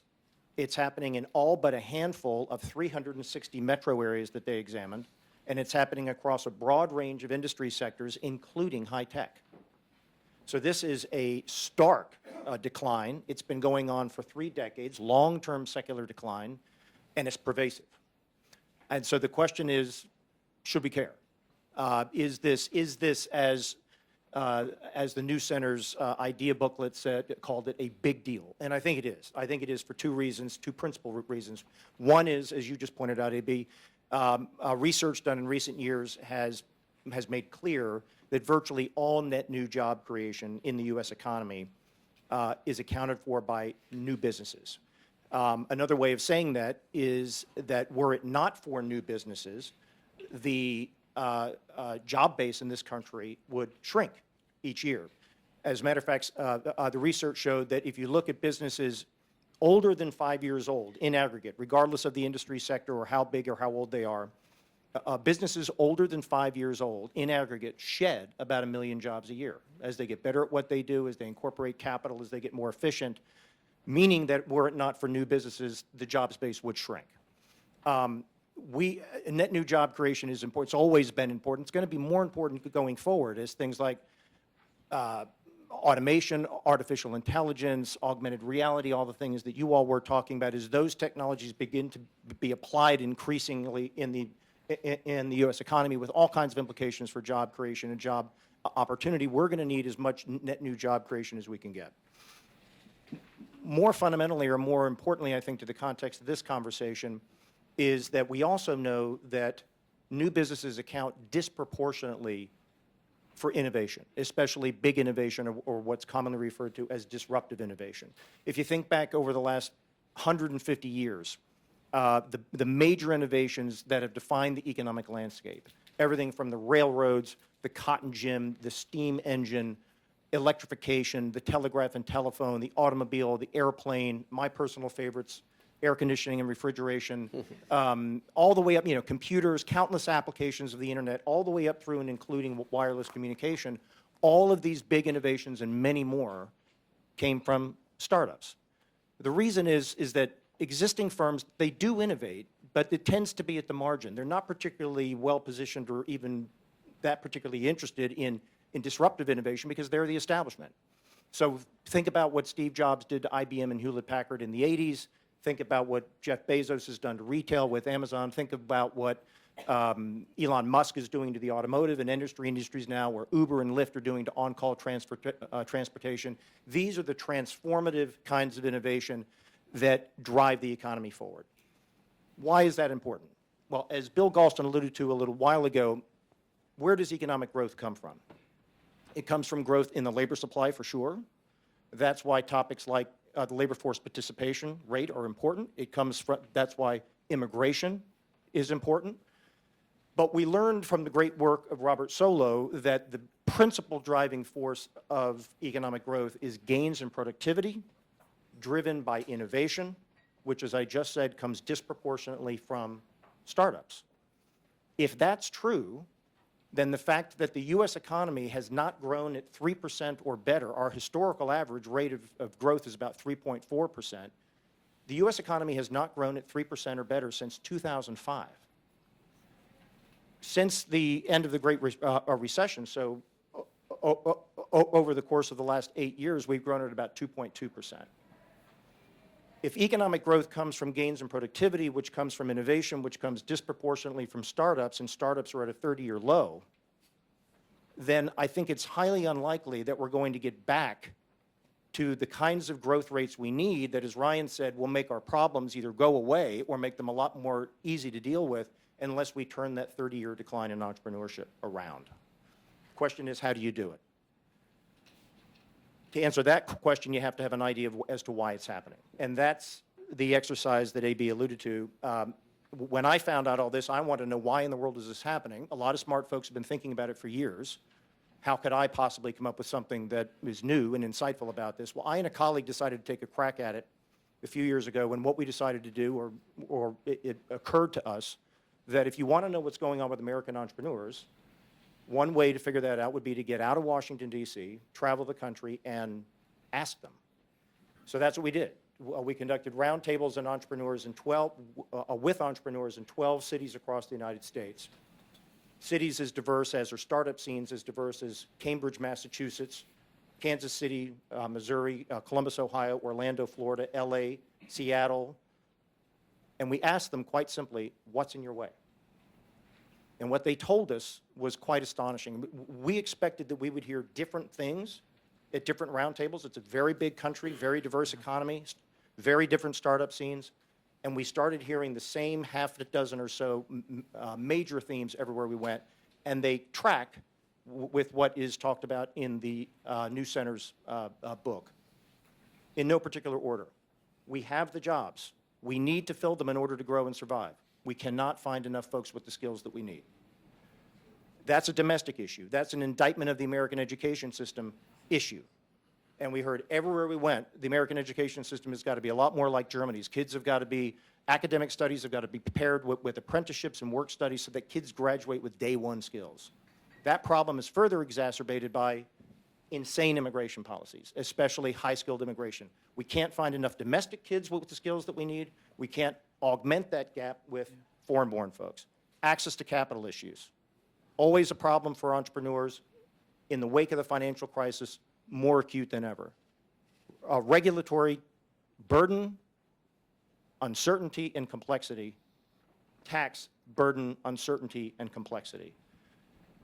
So in order to get back to the kind of economic circumstances we need to build that consensus for a political center, we've got to get back to 3% growth, or growth that's north of 3%.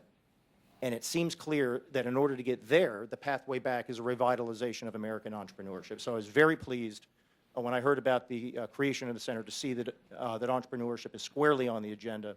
And we at the Center for American Entrepreneurship look forward to participating in that. So thank you. Thank you, John. We would like to welcome your questions for any of the panelists now. Yes, sir. Yeah, just a little disconnect for me about the entrepreneurship. I heard that 60% of the millennials want to be entrepreneurs, want to own their own business. We see that more and more. Where is the disconnect from that? We see this tremendous yearning for young people don't want to work for large companies like myself. So what's happening? Well, in fact, rates of that may be true in terms of their desires. You know, like I'd love to start my own business. I'd love to work for a startup. In fact, research by the Kauffman Foundation and others have shown that rates of entrepreneurship among millennials are at historic lows. And in fact, the age group that is accounting for most startups now, if I've got this essentially right, it's essentially middle age, is 35 to 54, believe it or not. That's a problem. And it's a very complex question as to why is it that our young folks, our millennials, aren't doing this? Why are they risk averse? Does it have something to do with the fact that they came of age during the financial crisis? Does it have something to do with the fact that they're graduating $100,000 in debt, would love to go to a startup but can't, so they go somewhere else because they have to service their debt? It's a very complex question, but it's at the heart of this broader problem of declining rates of entrepreneurship. You're my next question. Hi, Bob Hormetz. I'd like to go back to the question of trade. One of my worries is that bipartisanship isn't always good. And one of the things that worries me is that bipartisanship on trade could turn out to be an easy way for the two parties to get together on a set of policies that could be very harmful to the country. And I think that that focuses, at least my attention, on what the problem is. Clearly, trade is not as disruptive to jobs as technology, and that was discussed earlier. But it is to certain communities. And I think their big gripe is not so much the magnitude, but it goes back to a Tony Blair point that he made earlier about immigration. The general view on immigration is people don't think there are rules, they don't think there are procedures that are followed, and it's an open season on immigration. On trade, I think a lot of Americans are not protectionist. Mark Penn's work has always underscored that. I think the problem is that they don't perceive the rules are either fair or the rules are being enforced. And in fact, they're right on both counts. The free traders have done a terrible job of, and I consider myself one of them, a terrible job of really advocating the benefits of free trade and not giving enough emphasis to the need for a much more assertive enforcement of rules. And I think in particular this talks about China, but it's not just China, it's others, other countries as well, and other issues as well. Many rules are not covered by the WTO. Many of them are not really covered by American law in a very effective way. So I believe that unless we're able to develop a very explicit set of rules internationally and domestically, and a much clearer understanding by Americans that the rules are good and are being enforced, we're going to be faced with a growing set of pressures for protectionism, which will adversely affect the economy and adversely affect foreign policy. Bob, You've been a thoughtful contributor to the national discussion on trade for decades now, and I'd be quite foolish and reckless to argue with you. So what I'll simply do is to say that what we did in this booklet was to focus particularly on a problem that we think is a big problem, that not just China in general, and we do not subscribe to the view that the trade deficit, bilateral or multilateral, is the right measure. We were particularly troubled to learn about the ways in which China is using its market power to require and enforce technology transfer from our firms who want to do business in China to majority Chinese control. Those are the crown jewels of our economy. And we argue very strongly that we need institutions and rules to retard and, if possible, prevent forced technology transfer, because otherwise we're going to lose the game.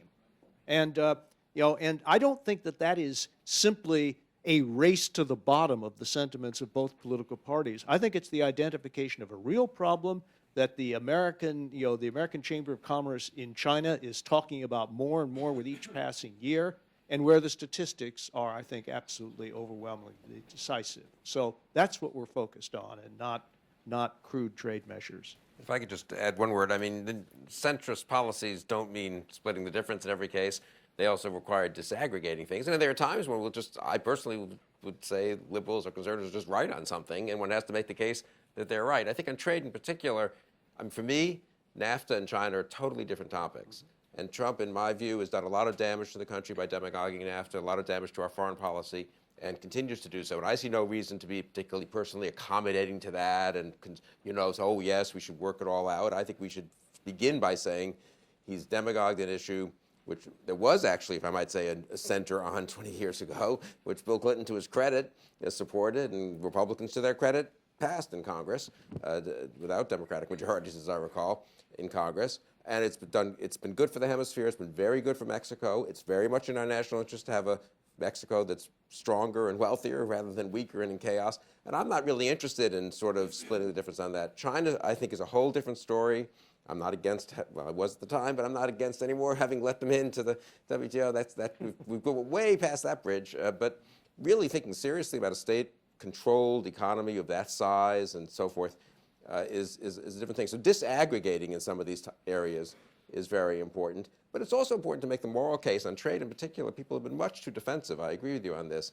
The free trade regime that the U.S. has been the center for 70 years has brought huge benefits to the world.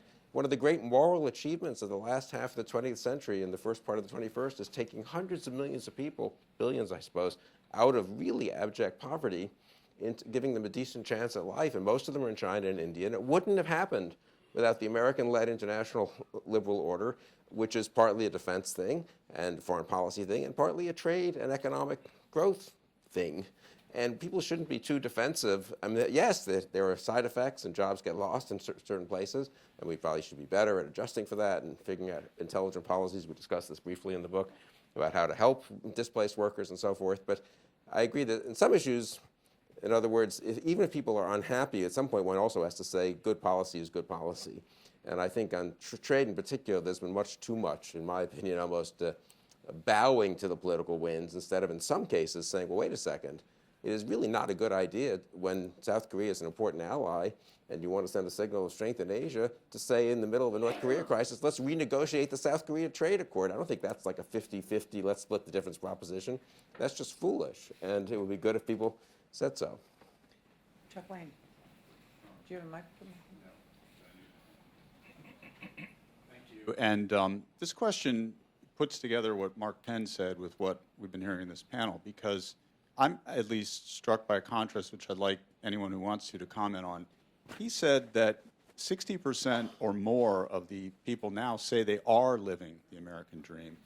And they're as satisfied with the economy as I've seen since 1996. And yet, it seems like you have all kinds of great ideas for rebuilding the center, which are essentially about, seemingly have the opposite premise.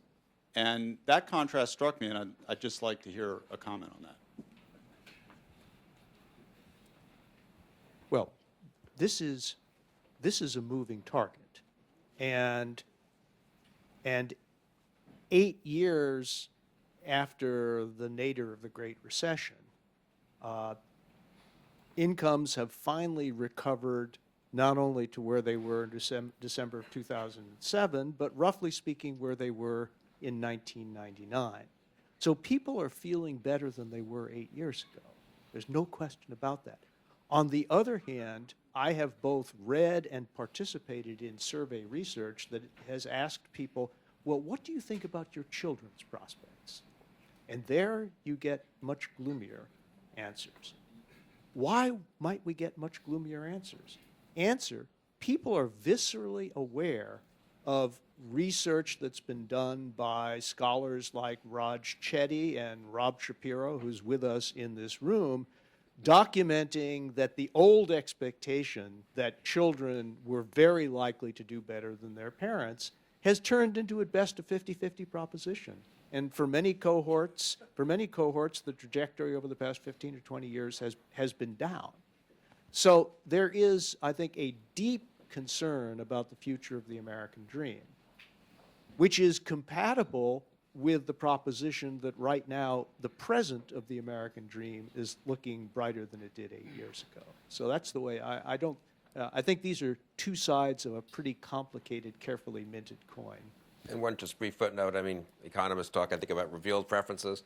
The most recent revealed preference of the American electorate was in the 2016 primaries, when 45% of Democrats voted for Bernie Sanders and 45% of Republicans voted for Donald Trump, both of whom, to say the least, ran on the proposition that we are going in the wrong direction. I mean, to their credit, in a way, they didn't pull many punches about that. They were certainly outside the establishments of both parties.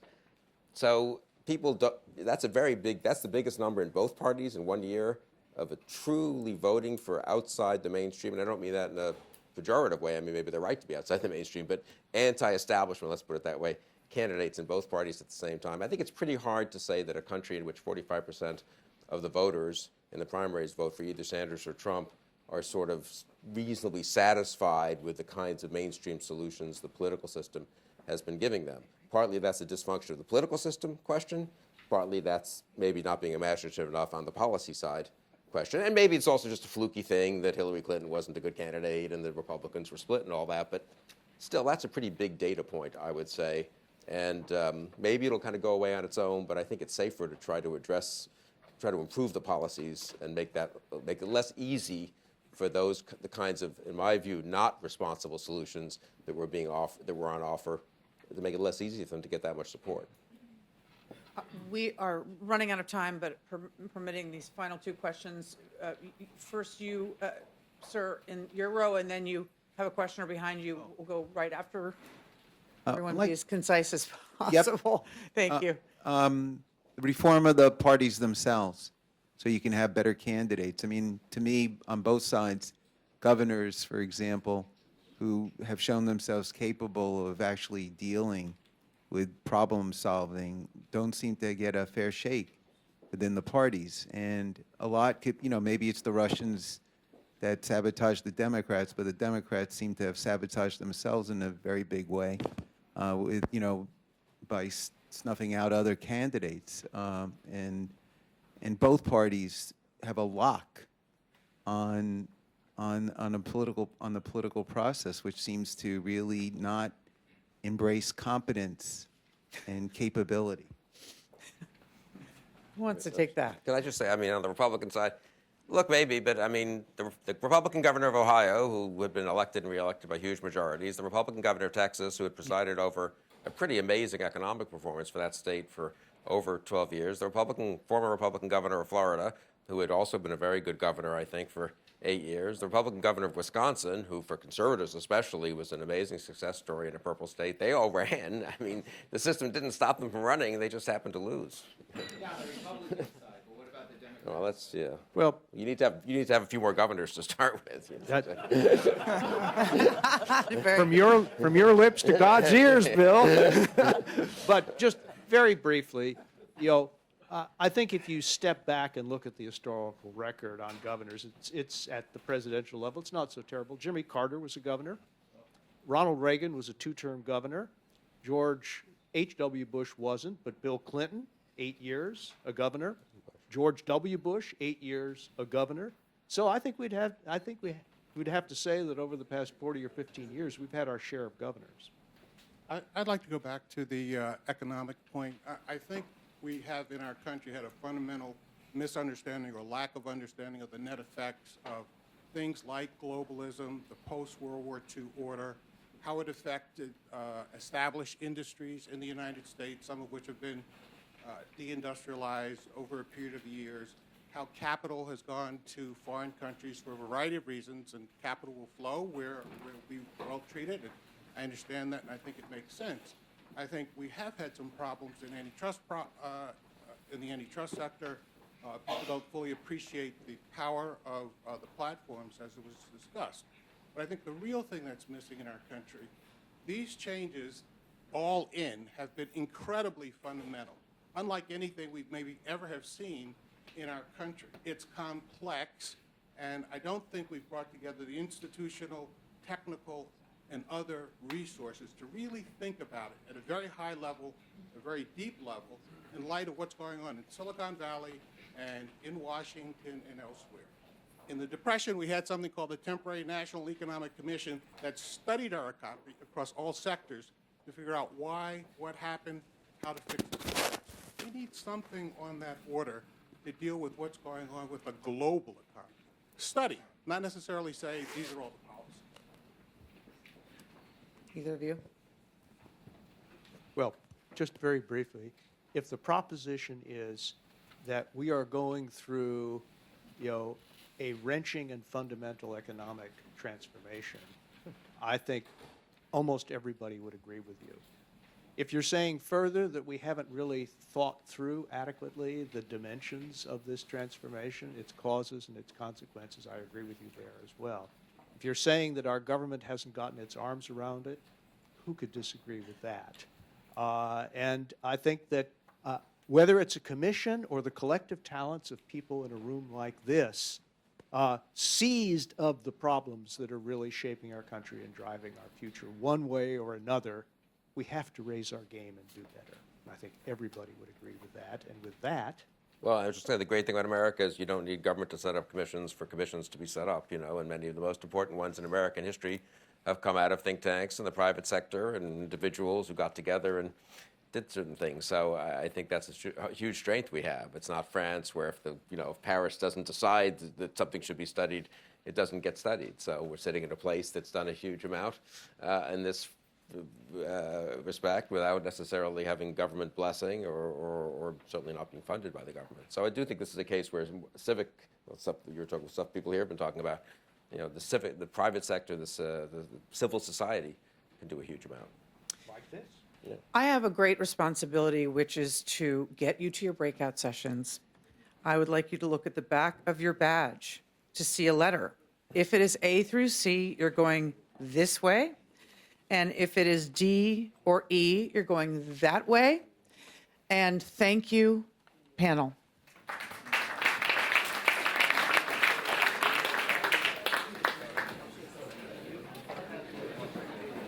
Which way is it?